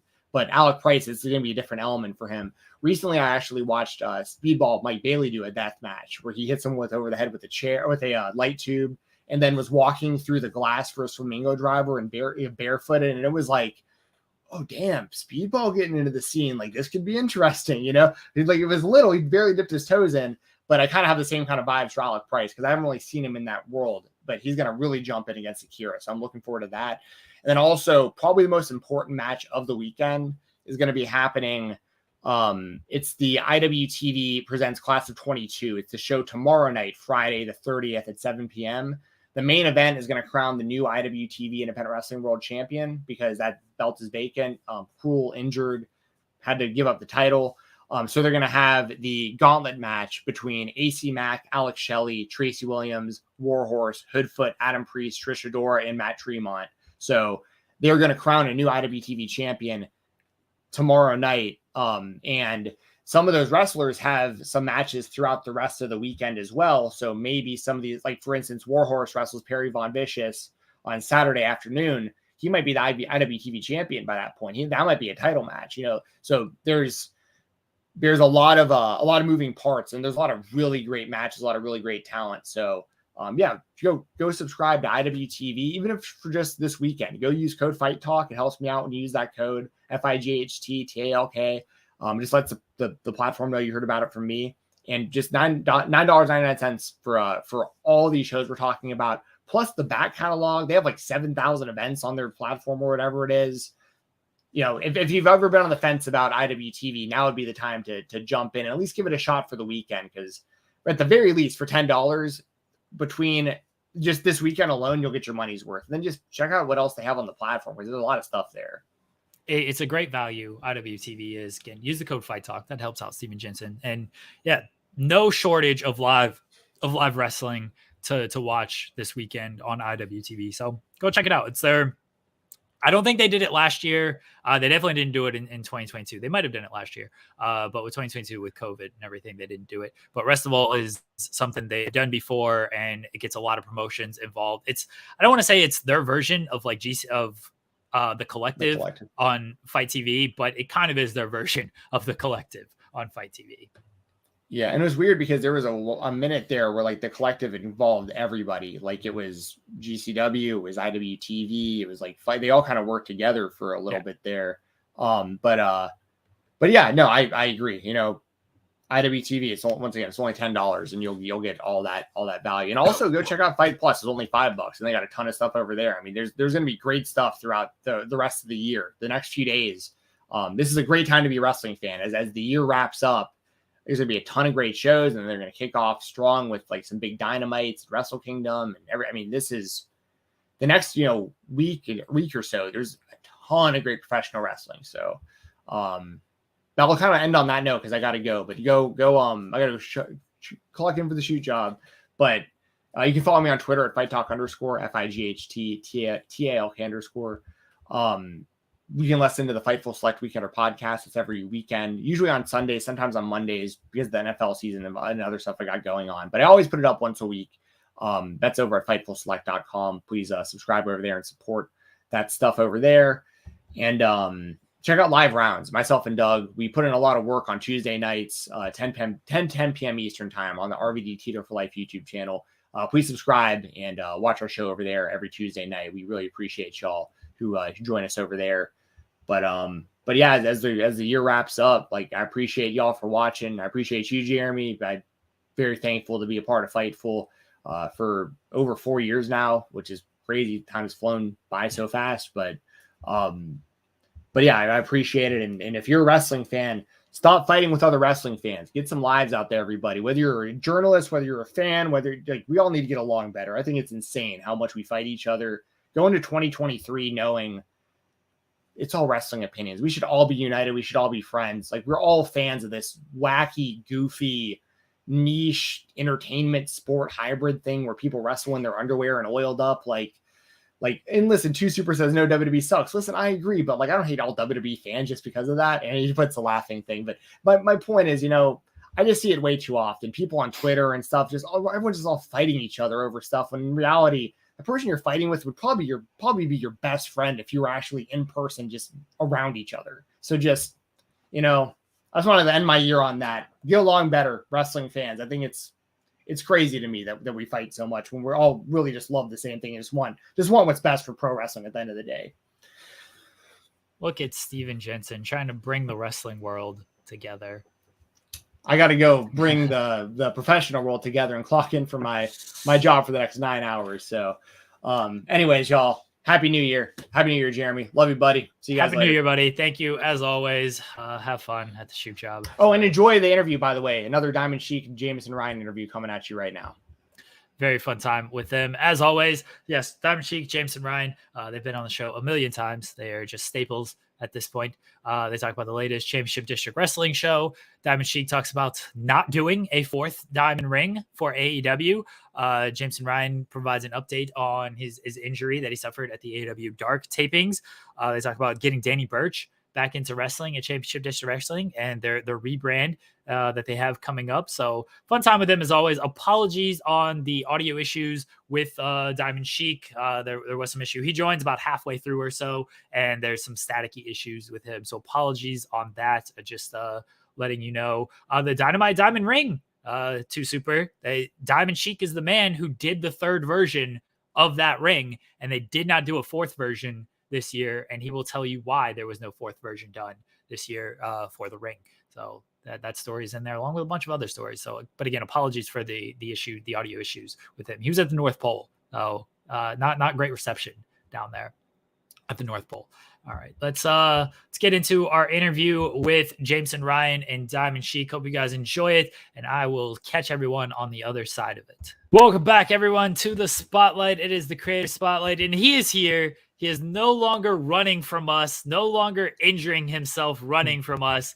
Is the head coach of Body Guy, head coach of Body Guy University, Pose Malone, Flex Luger, Arnold Pumpinator, Jacked, Jameson Ryan. How you feeling, buddy? A little tired. Just woke up. Ready to go. In New Mexico, it's nice and sunny over here. I heard it's pretty cold. Jetson, I hope some of your pipes didn't burst. No, none of my pipes were. I've been running the dripping water at my homeowners association. Make sure to tell all of us, dude. Yeah, it's cold. Like like it gets cold here occasionally, but like this is like it hurts cold. Like, yeah, it's pretty nuts. Well, Buffalo. I was born and raised there. My parents' family, they've all been blocked in their driveways. They got about 4 feet of snow. There was still a travel ban yesterday, even on Christmas. Or was that 2 days ago? Christmas is yesterday. Christmas Doesn't know what Eve, a lot of time it people is. Doesn't probably- know what day it is. It's been a long week and a half. How was your Christmas? It was fun, man. I'm in New Mexico with my girlfriend's family. Just having a good time. Do we know who your girlfriend is? Not publicly.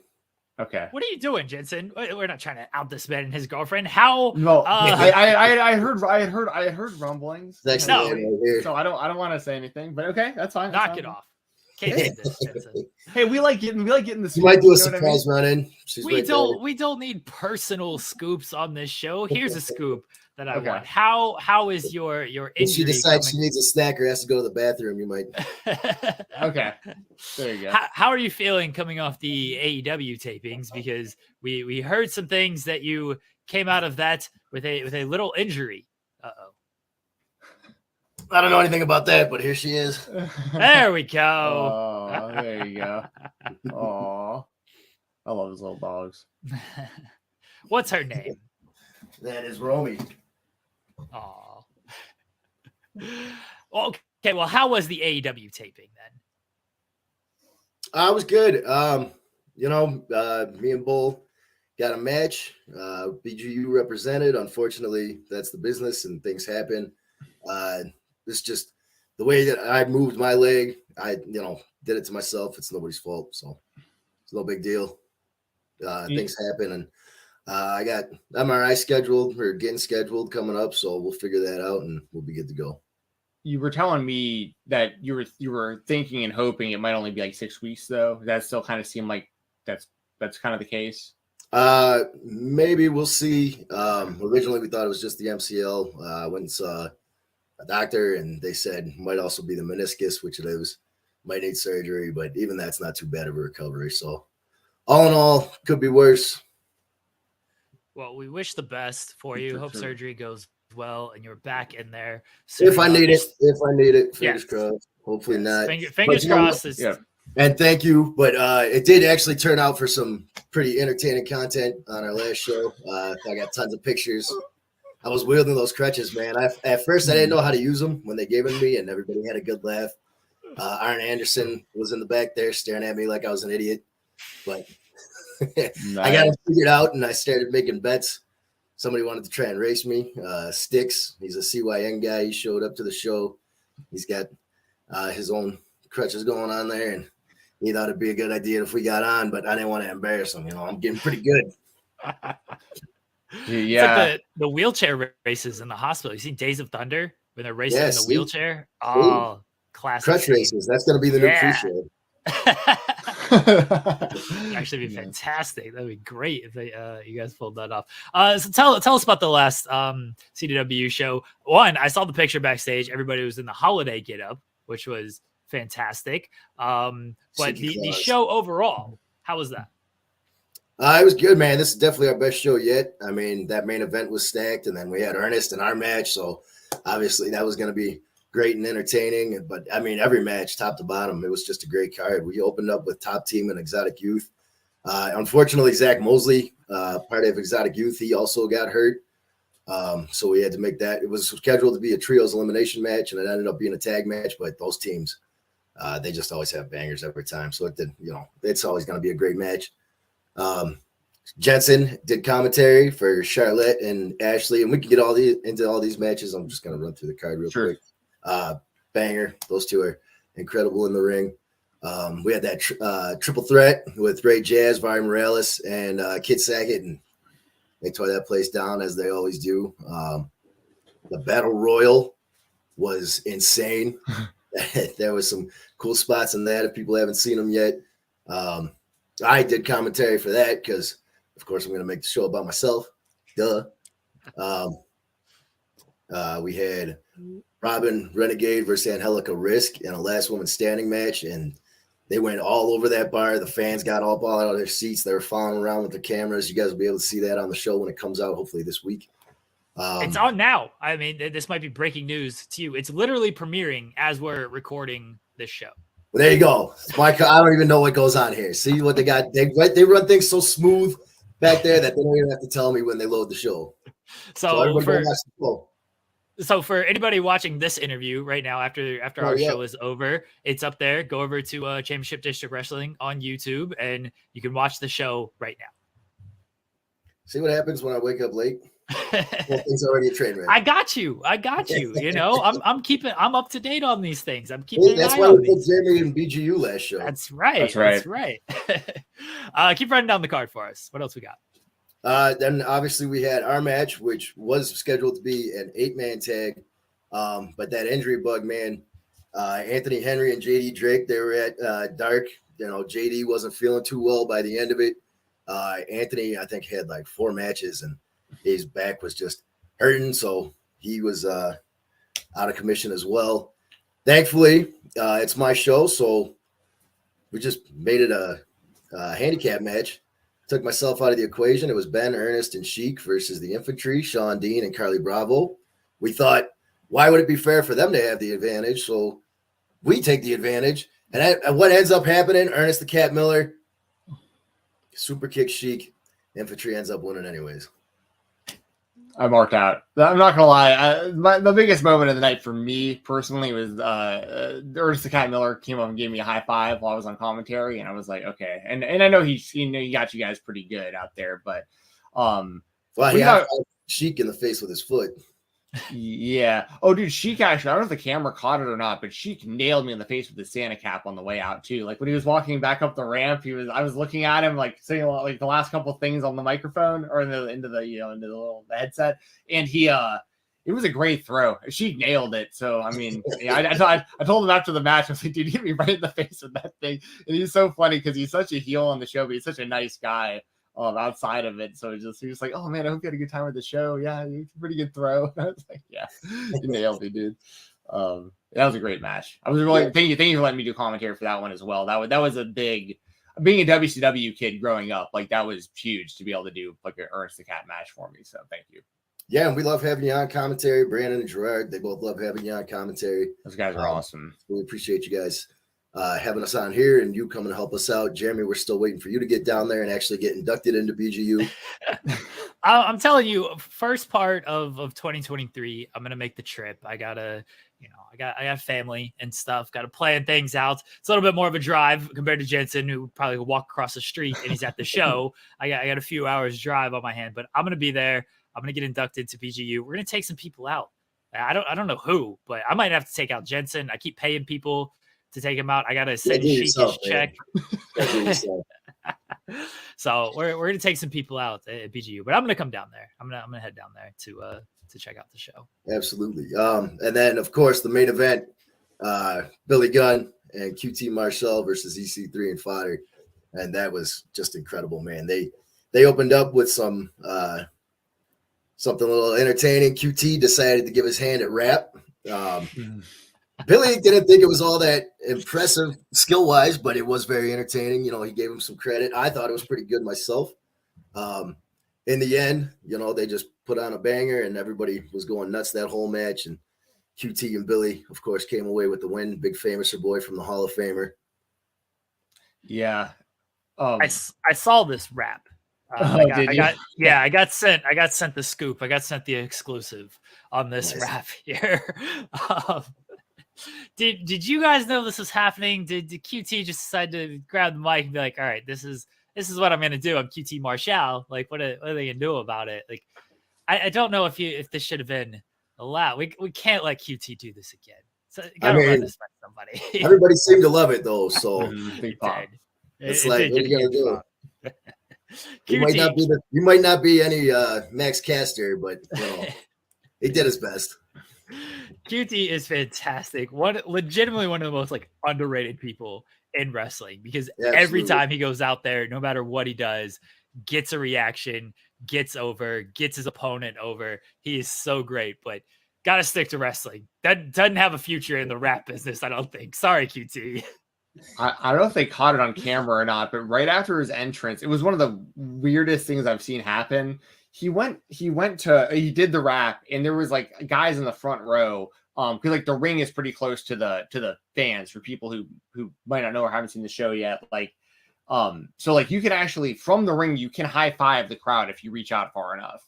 And QT went to high five someone in the front row, and he got off balance somehow, and he like almost fell out of the ring, but stopped. It was so crazy because he stopped himself on the middle rope and balanced like he was swimming on the middle rope and like high-fived this guy and didn't fall out of the ring. And everyone was like, how the hell did you just do that? So I thought that was pretty, it was like an unintentionally impressive thing that I saw QT Marshall do before the match too. So yeah, he's a big guy, but he kind of turns into a cat inside that ring, man. Yeah. He's got his feet in there. Yeah. Also, I wanted to ask you, Jameson, with we talked about it just a second ago a little bit with like some of the changing like the last minute changes to the show and stuff.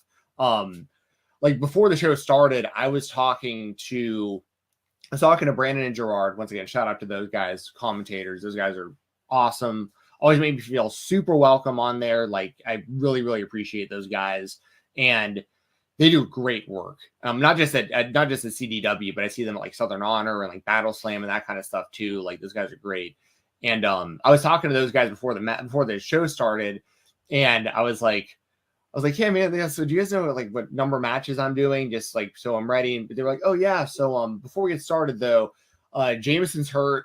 Workhorsemen aren't here. Like they start like going through like the list, and I was like, wait, what's going on? Like, this is crazy. Like, there was like no seats, like no chairs yet in the arena and stuff. And I was like, what's going on right now? So then like I'm talking to Fodder, and I see you coming up on the crutches, and I was like, oh my God, like this is a disaster. Like how I hope this turns out okay. So what was it like for you running this whole thing in real time, having to like change so much last second? Like what was that whole process like for you? You know what, man? It wasn't that bad. This was our 5th show.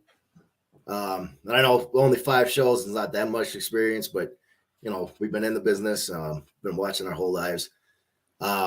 Feel like we got our, you know, daily schedule down pretty good. So thankfully we were able to do an earlier start. You know, the ring was still set up around the same time that we usually get it set up. I knew about most of these things going into the day on Saturday. So it wasn't too much of a complication. It was really just remove these people from the matches. We try to keep it pretty light over there. You know, there's some locker rooms, some people like to take themselves a little too intense. It's good to take wrestling seriously, but it should still be fun. So we try not to like go into panic mode and get all aggressive and worry and bring people down. You know, we still want it to be a fun, light, good time for everybody watching the show and everybody involved in the show. So really it's just a matter of what do we got to do to make this work and, you know, just make it happen. It sounds like, you know, it seemed like the changes were part of the tag team. So I'm kind of keeping an eye on the show, and you actually start the show. You're coming out on crutches. Yeah. Like I said, I'm going to make it all by myself. Yeah. I appreciate that. I like that. But you're just able to kind of pluck people out of the match. It's like, all right, we'll just rearrange this and move forward. So it seems like you handled it well, and it's good that you had a heads up on it and wasn't too much chaos backstage before everything with trying to make all these changes. I do like that you just made it all about yourselves. Like I'm still going to do commentary, still going to come out here, cut a promo. I assume you're going to remain. I'm getting clips for Instagram, you know. I assume you're going to remain part of the shows, even if you. I think the next one is January 15th. Did I have that right? We actually are going to be changing the date. We haven't really talked about this yet. We're not going to be doing the shows at District moving forward. So we're figuring some things out, and we're going to fill everybody in once we get all the details finalized. But the thing with District was only for 5 shows through December.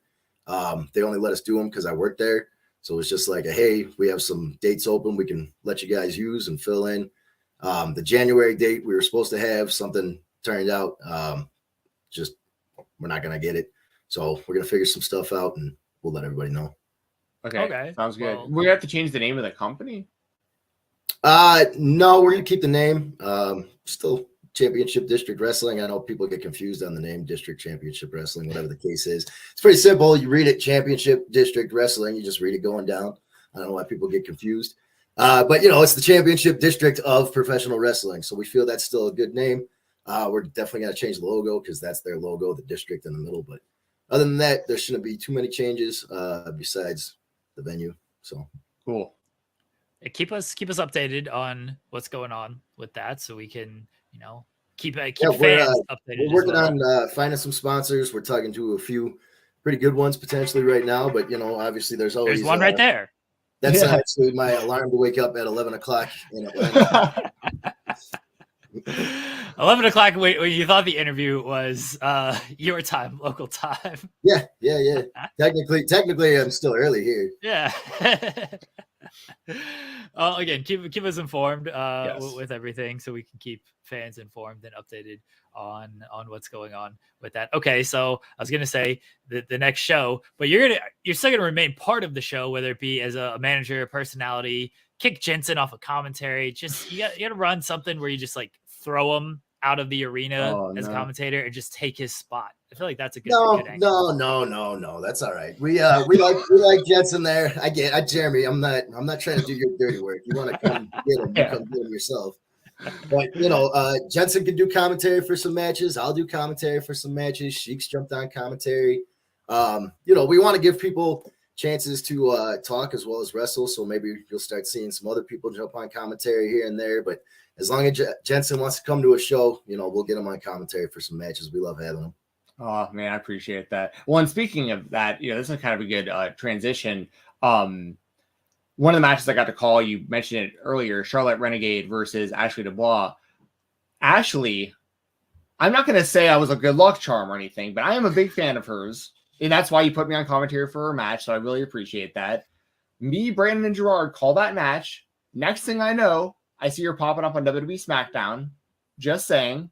So what was that? I don't know about good luck because she lost that match, but okay. But hey, it was a banger match though. It was a really good match. Wins and losses matter, Jensen. No one cares about your 5-star ratings and stuff. My point is, Jensen gave it 5 stars. Yeah, 5 stars. That's what matters. That's what matters. No. But my point is, she showed up on SmackDown. How cool was that to see? Yes, it is one awesome. of your own on SmackDown. Like, it is awesome. She's very good. She's getting booked everywhere. She's taking over, and I'm sure we'll see her again on some shows too. But yeah, getting booked on SmackDown is always incredible. Anything you do, that's the goal is to always work for one of the TV companies. So anytime we can see people on our show get on one of the TV shows, that's always great. Yeah, well, in that match, honestly, great match, and same with the Angelica Risk and Robin Renegade match. Like both the women's matches there were like really, really, really high quality. So like I really highly recommend. Obviously people watch this whole show, but there are a lot of fans out there that are always kind of we want more women's wrestling. There's not enough women's wrestling on these shows. This show, if you're a fan of women's wrestling, like you will love the matches on this show. Yeah, that's as soon as we're done here, I'm probably going to watch that last women's standing match, just because I heard there was a swirly involved in there. They were all over the place. Yeah, they fought through the crowds. They were throwing each other on the couches and the tables. They went up on the bars, and so I'm definitely because there's only so much you can see from backstage. So I'm going to go watch that right away. I heard that was insane. Definitely going to rewatch that main event, and then I'll probably go back and watch the entire show. Now, I heard Santa Claus showed up on this show. Well, and he's actually here on this show right now as well. So, we got it. Hey, can you guys hear me? Yeah. Yes. Yeah, you must be exhausted from all that flying around last night. Okay, I think I have a bad connection or something. I'm going to hop back on in just a second. Terrible reception in the North Pole. The elves got to fix the Wi-Fi or something. Yeah, you would think. I think the reindeer are trailing through the wires up there or something. What's going on with that? They haven't got 5G yet. It's Spectrum internet down there. But hey, once again, whenever Sheik fucks up, I'll take the opportunity to talk about myself a little more. As you can see, I can still do upper body, so there you go. Oh, speaking of, I'll wait on Sheik to get back in here. I shout out to the fodder because we had him on recently. I've been taking the protein powder, the Fruit Loops version of Black Magic Supply. Black Magic for this last show. Big shout out to Black Magic and Fods. Yeah, Fodder's the man. That's my boy. He hooked me and Jeremy up with some of his product. I mean, I've been taking that I keep calling it fruit. I guess they call it fruity rolls is like the technical, but it's, dude, that stuff is delicious. I've been mixing it with milk and like yesterday for the holiday, I threw a little shot of banana cream moonshine in there with mine. There you go, dude. Oh, dude, it's delicious. And you chew on those cereal like the piece of cereal in there and stuff. And all the products are amazing, man. It all tastes so good. Like a lot of supplements are kind of chalky and blah. Those Black Magic, man, that stuff tastes so good. Yeah, I'm looking forward to trying the rest of that stuff. He sent a few jars and packets of stuff and like a hat and stuff. I mean, really, really, really generous with the stuff that he sent over. Yeah, the merch is all cool too, man. Like all the shirts and everything that they have available, that stuff's all really cool too. For sure. I got my brother this shirt because it fit him a little better and he can wear it at the gym and kind of tell people about it and stuff. We get a little extra promotion for him at the gym and stuff. But yeah, dude, And like I'm no BGU guy or anything like that. Well, I shouldn't say that. I would like to become a part of BGU, but I don't have the work ethic in the gym. But I have been just busting out like push-ups and stuff after, and I definitely feel better than I did like the weeks before. I would say just doing like 50 push-ups and drinking that powder in the morning. I'm like, hey, this stuff, I feel pretty good. Like, so shout out. If I got in the gym with this stuff, I feel like I'd really be. I might look a little bit like Jameson. That's it, some gains. Hey, you know what? Push-ups at home is a great way to start. Push-ups, sit-ups, anything you could do without equipment, just as long as you're doing it at home, it's a good way to start. And then once you feel comfortable with doing that stuff, then you work your way into the gym, start doing some stuff at the gym. It's all pretty easy, man. I've been doing personal training for like 10 years. I try to tell people it doesn't take a lot. You can really go in there for half an hour, walk on the treadmill for 10 minutes, lift weights for 20 minutes, and you're good to go. It's maybe like 2% of your day. Right. Let's see if Santa Sheik has better connection at the North Pole. Have the elves fixed the Wi-Fi? Hello. Yes, those peasant elves have fixed the Wi-Fi. All right, good. How are you doing, Santa Claus? It's your weekend. You had to go across the entire world in 24 hours, deliver the presents to the children. So how are you feeling after the busiest weekend of the year for you? It was super easy because I have a fleet of private jets and a bunch of minions to do my bidding. Anyways, that's enough about me. Let's talk about my best friend, Jameson Ryan. How's your knee, buddy? It is what it is. It's there's no pain, so I mean that's a good thing, but that probably means that it's pretty messed up. And how are you guys doing? How are you, Jeremy and Stephen? I'm doing great, especially after you just called him Stephen. That's fantastic. Sorry, Stephen. Yeah. Whatever. I heard you threw your Santa hat at Stephen at the show. Listen, I just couldn't stand his face anymore. I just needed to cover it up with something. It was a good throw. I put the throw over just a second ago. You nailed me. So. Safe to say Jensen's on the naughty list. Hey, that's what she said. Oh, dude. So yeah, and by the way, she gave, or Santa Sheik Claus gave out a bunch of coal during the show. Yeah, I don't know why it wasn't well received. I mean, it was very nice. You get what you deserve. Yeah. Nobody gave me anything. Yeah. I gave you a big hug. Yeah, you did. Yeah, that was great. It made my night. See? You clearly didn't deserve anything else but coal, Stefan, and everybody else in the audience. Wow, yes, me and Big Trouble Ben Bishop, 6 foot 12 inch, 15% of a metric ton, zebra print oak. Sheik Claus actually gave us big stacks of money. But our opponents, after cheating to win, by the way, complete cheating. Did you see that there was two of them that hit me with a move when in that tag match it was supposed to be one at a time? Two people were not allowed in the ring at once.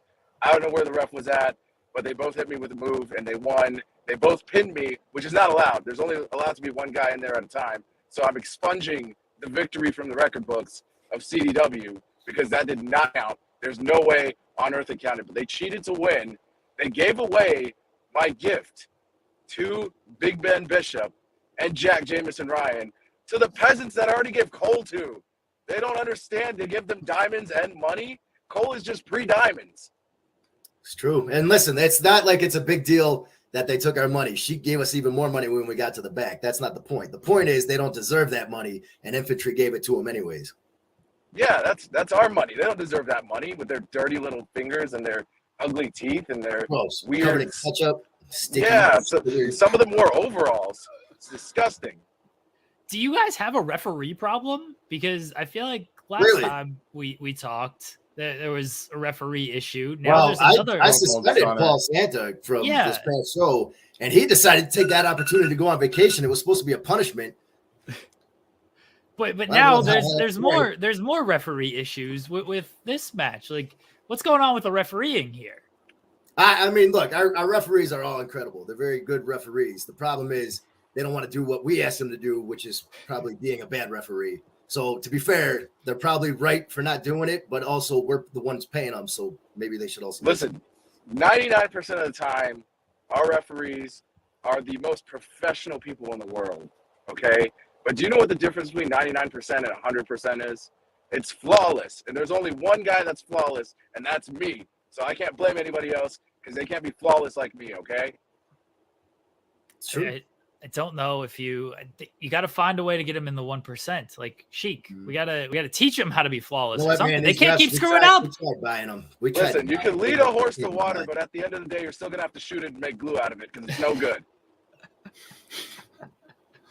You can lead a horse to water, but if he doesn't drink, you got to drown the horse. I get it. I understand. I understand that side. Why would you drown a perfectly good horse when you could make glue? Yeah, just because he's not thirsty. I mean, you can still. I mean, he's still gonna be the end of the horse, and then you can make glue. This is why I make millions of dollars every hour, and you sit here and interview people that make millions of dollars every hour.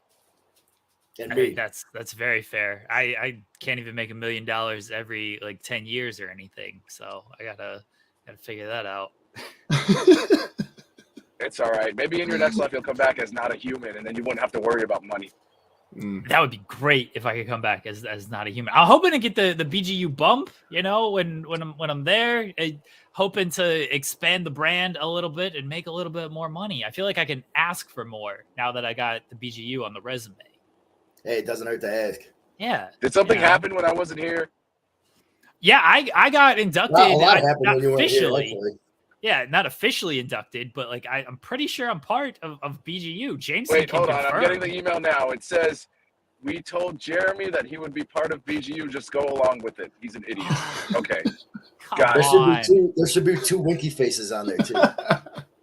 Oh, yeah, here they are. I got to scroll down a little bit. Winky face, eggplant emoji, splash emoji? Okay. I don't know what that means. 3 sweat drops. Last show, you gave me BGU, and then the very next show, you gave it away. So the next show, I'm going to find somebody to, I don't know the lyrics to the That's song. a Wham song, isn't it? I also did fill them in on the future of CDW. They were asking. Yeah. Told them we're going to be moving on. Yeah, I think that it's time that we rebrand anyway, because when we started, we did expect us to have a good reception. We didn't expect such a great reception from everybody. And I feel like the brand could be much bigger than what we've been doing. And that includes just rebranding everything and making everything quote unquote in-house for us. Yeah, I told them how we only had the 5 shows booked with District, how they were just helping us out. They had some open dates. We thought we were going to have January. It didn't work out the way that we thought it would. So now we're just going to keep looking for sponsors, which I told them we got a few we're talking to, but we're always looking for more. If anybody is interested in sponsoring the show, help us out with that. We'd be happy to hear from you. We put your logo on everything. But now we're in the process of finding a new home for CDW. With this rebrand, if anybody wants to jump on board with sponsorship, you'd be coming at a founder's level, which means everywhere you see CDW, you would also see your brand synonymous with our brand. Yeah, we're big on promoting. So like with the NFC fight shows, we had our guys on their show. We're promoting them on our show. And we want to do that for any company that wants to work with us. We'll put you over on commentary, put your stuff on the rings and the logos and all that. We'll get you everywhere. And we've got great talent to back us. And those guys are, some of the best at what they do. So they don't mind coming over into your realm of whatever it may be, that if you're sponsoring us, and bring what they do to you, which is great and, head turning, and it catches attention. So it's definitely beneficial. And even if we don't have great people, we have people like Trip Jordy, Caleb Kennedy, and Parker Lee that I could also feed to the wolves. Oh no. Yeah, no, those guys. I talked to those guys again at the show a little bit. Some of those younger guys like Trip Jordy and Dylan Lesson. I always mess his last name. Lesson. Dylan Lesson. Yeah, the piece of trash that punched me in the face. Hey, listen, as The Rock says, it's not important what his last name is. It's only important that he got suspended last show. Yep. And then he got involved in the Battle Royal anyways. He did. He just doesn't listen. He ended up chasing August off, which actually worked out for pretty well for August. Yeah, it did. Yeah. I'm sure August isn't complaining. Yeah, no, I'm sure he's fine with it. Couple cheap shots and then you win the Battle Royal. I'll take it. Is the plan still going to be for August versus Birch with the changes or sorry, Martin Stone? Yeah, Martin Stone, formerly Danny Birch. We're still planning on doing that. It's just we just gotta find the new location. So cool. That is a diamond guarantee from the Diamond Sheik. That match will happen. I want to ask about Martin Stone, Danny Birch returning because this was a big thing. You teased it a couple shows ago. I think that it was somebody who hasn't wrestled since he left WWE, and I think he said in the promo that he'd been injured and everything. But how did this come about? You guys getting Danny Birch's big return to wrestling?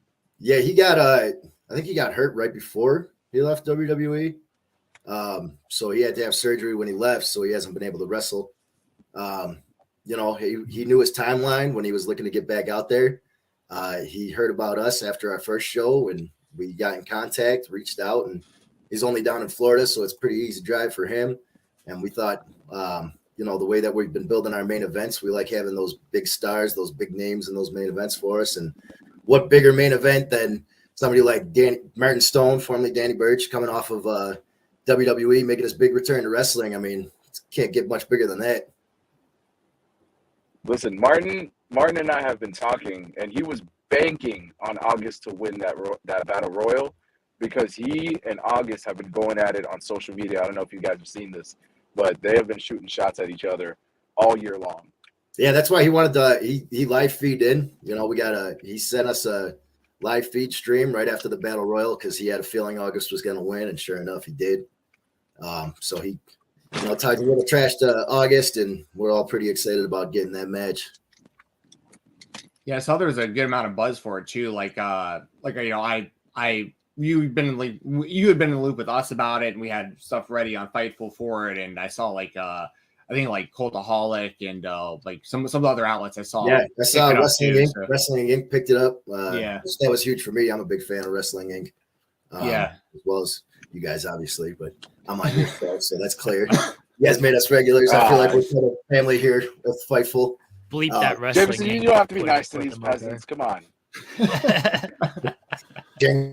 Says after Wrestling Inc. now. But it was cool. It was cool hearing I know I was watching one of those What Culture YouTube shows, like their news shows where they would just go through some of the stuff through the week, and to hear them talking about Championship District Wrestling like by name was kind of cool. Like just hearing the name of the brand just kind of out there more was really cool to hear. Yeah, we're really excited about all the exposure. Our social medias are growing like crazy lately. The YouTube videos all get tons of views. So we're really just, you know, excited about all the promotion that we've been getting lately. And hopefully people go subscribe. You know, I'm just going to keep plugging that. Subscribe to the YouTube. Help us out there. Show 5 has premiered on YouTube. So you guys. Yeah, actually, Jeremy filled me in on that. Yes. Broke that news. I will say, whoever, I don't want to call anybody out, they need to change the headline of it because it does say show 4 and it has the November date on there. Oh, you're right. It does. Oh, yeah. That's interesting. Yeah, we got to fix that for sure. Yes. I'm not paying somebody enough, apparently. Yeah. Gotta read the headline before you publish the article. I've learned that many times. Yeah. This is what happens when you let these BGU interns go ahead and upload our YouTube shows. Come on, guys. It's hard to find good help these days, you know. 100%. Looks like other stuff, I guess. Looks like August Artois is in the chat also, the live chat, or at least he was during the show. Sheik, I gotta ask you. You broke the news to I think the wrestling world that Rick Ross was going to enter wrestling, and nobody believed you for some reason. But here he is on AEW. When are we going to see him at CDW? Because this is you. You did this. You manifested this. Rick Ross on AEW, and now you guys know better than anybody else that I was the first person to speak that into existence. Yeah, sure. 4 months before anything happened. 4 or 5 months before anything happened, I told you guys that it was going to happen, and it happened. And I'm tired of people doubting me and saying that I don't know what I'm talking about or not believing me, as you so eloquently put it. But when the Sheik says something, it happens. And as far as Rick Ross goes for CDW, let's just say with the rebrand, he might be more inclined to show up and cause some havoc at a show.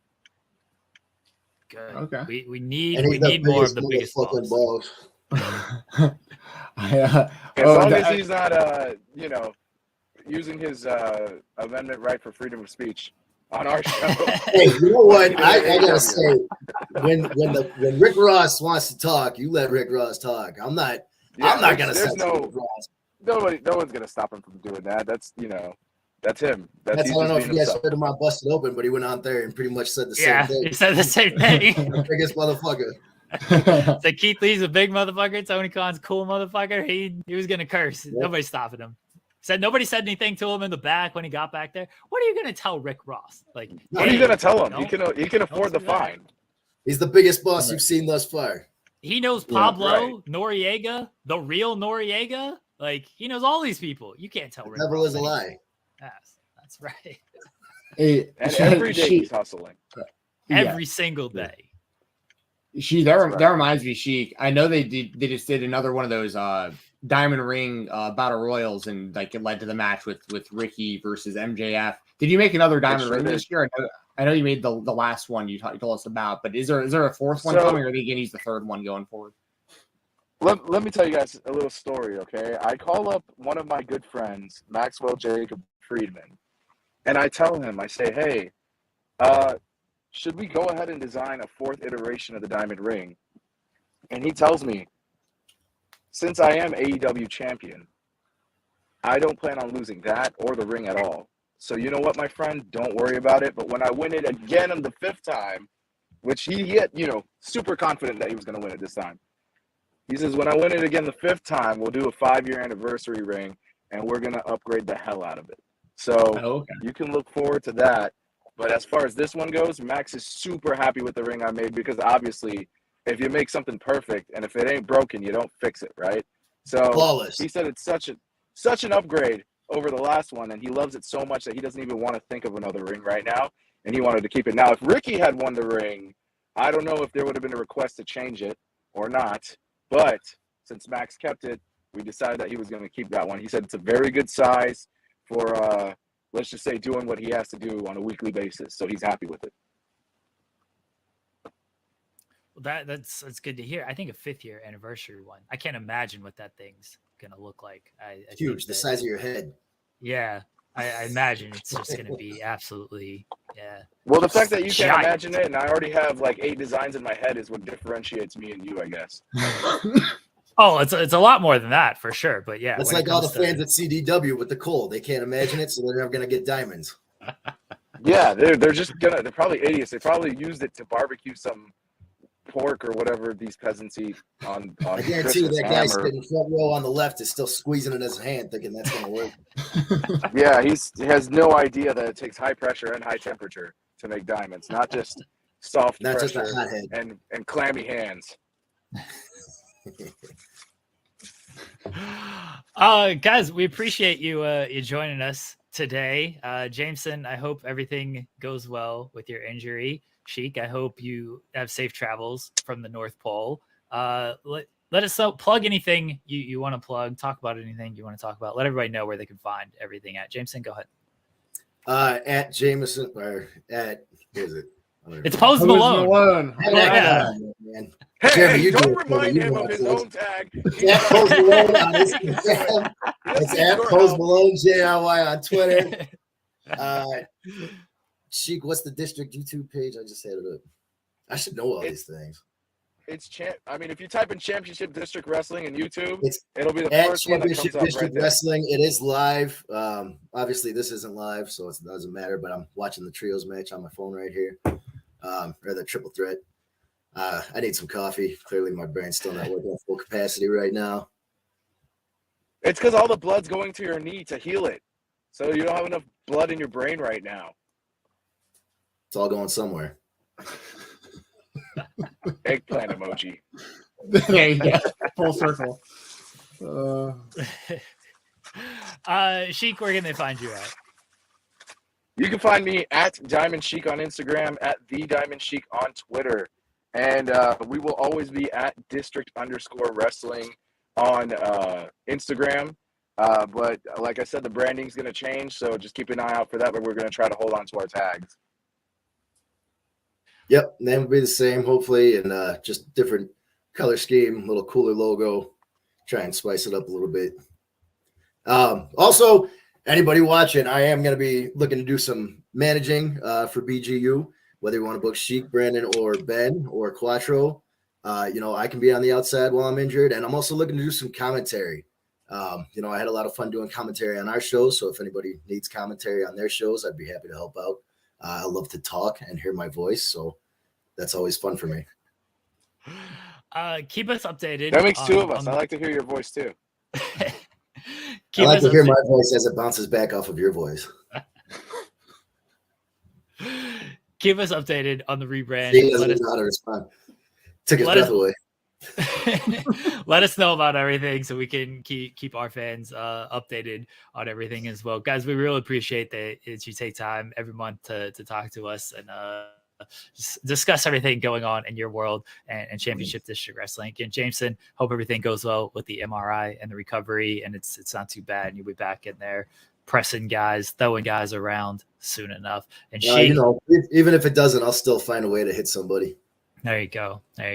Sheik, next time you see Stefan, please throw another Santa hat or a snowball or anything at him. Pops me tremendously. Guys, again, thank you. Everyone support Championship District Wrestling. Head over to the YouTube. Watch the latest show that is up now on their YouTube channel. Check that out.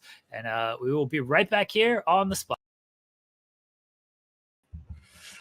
Big thanks to Jameson Ryan, Diamond Sheik, as always, for joining us. We love those guys. We appreciate those guys. Everyone go to Championship District Wrestling, their YouTube channel, and support them. Check out the latest show where Stephen Jensen did commentary on their latest show and got a Santa hat thrown at him. Guys, we'll be back next week. Our first show of 2023, the first show of the new year.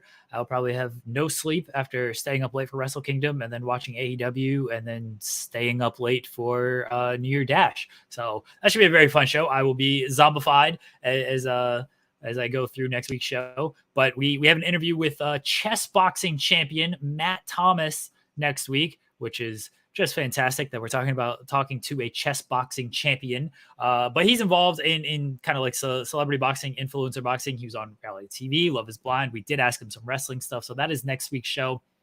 Also talk about all the big news happening in the world of professional wrestling. Guys, subscribe to Fightful Select. Support everything we got going on there. $5 a month. You get all the scoops from one Sean Ross Sapp and some other people throw in scoops as well. You get early access to interviews. Sean has an interview with Will Ospreay that is coming up. That'll be posted tomorrow. Got some other big interviews coming up that I can't spoil, but I know about them. Sean's interviewing a lot of people. Go check out the Tony Khan interview with Grapsody, Will Washington, Righteous Reg, Phil Lindsay. Big interview that they did with Tony Khan, 90 minutes with Tony Khan. Great interview there. Check out Will Washington on Day After Dynamite at 3 p.m. Eastern right here on this channel. Check that out. Will review last night's Dynamite that he was live in attendance for in Colorado. Head over to Fightful Overbooked. At noon, we have a new show, Wrestling with the Odds. It is myself. It is Jarrett Bailey. And it is discussing the betting odds of New Japan Wrestle Kingdom 17. We run through the matches, the betting odds on them, and tell you where you should maybe lay down a little bit of money. That's a new thing we're starting. We're going to dive into betting and gambling and, bet responsibly. Everybody, bet responsibly. So you can check that out. That premieres at noon on FightfulOverbooked.com. Otherwise, don't follow me on Twitter. You can follow Stephen Jensen on Twitter at @FightTalk_. We will be back next week right here on the Spotlight. Happy New Year, everybody.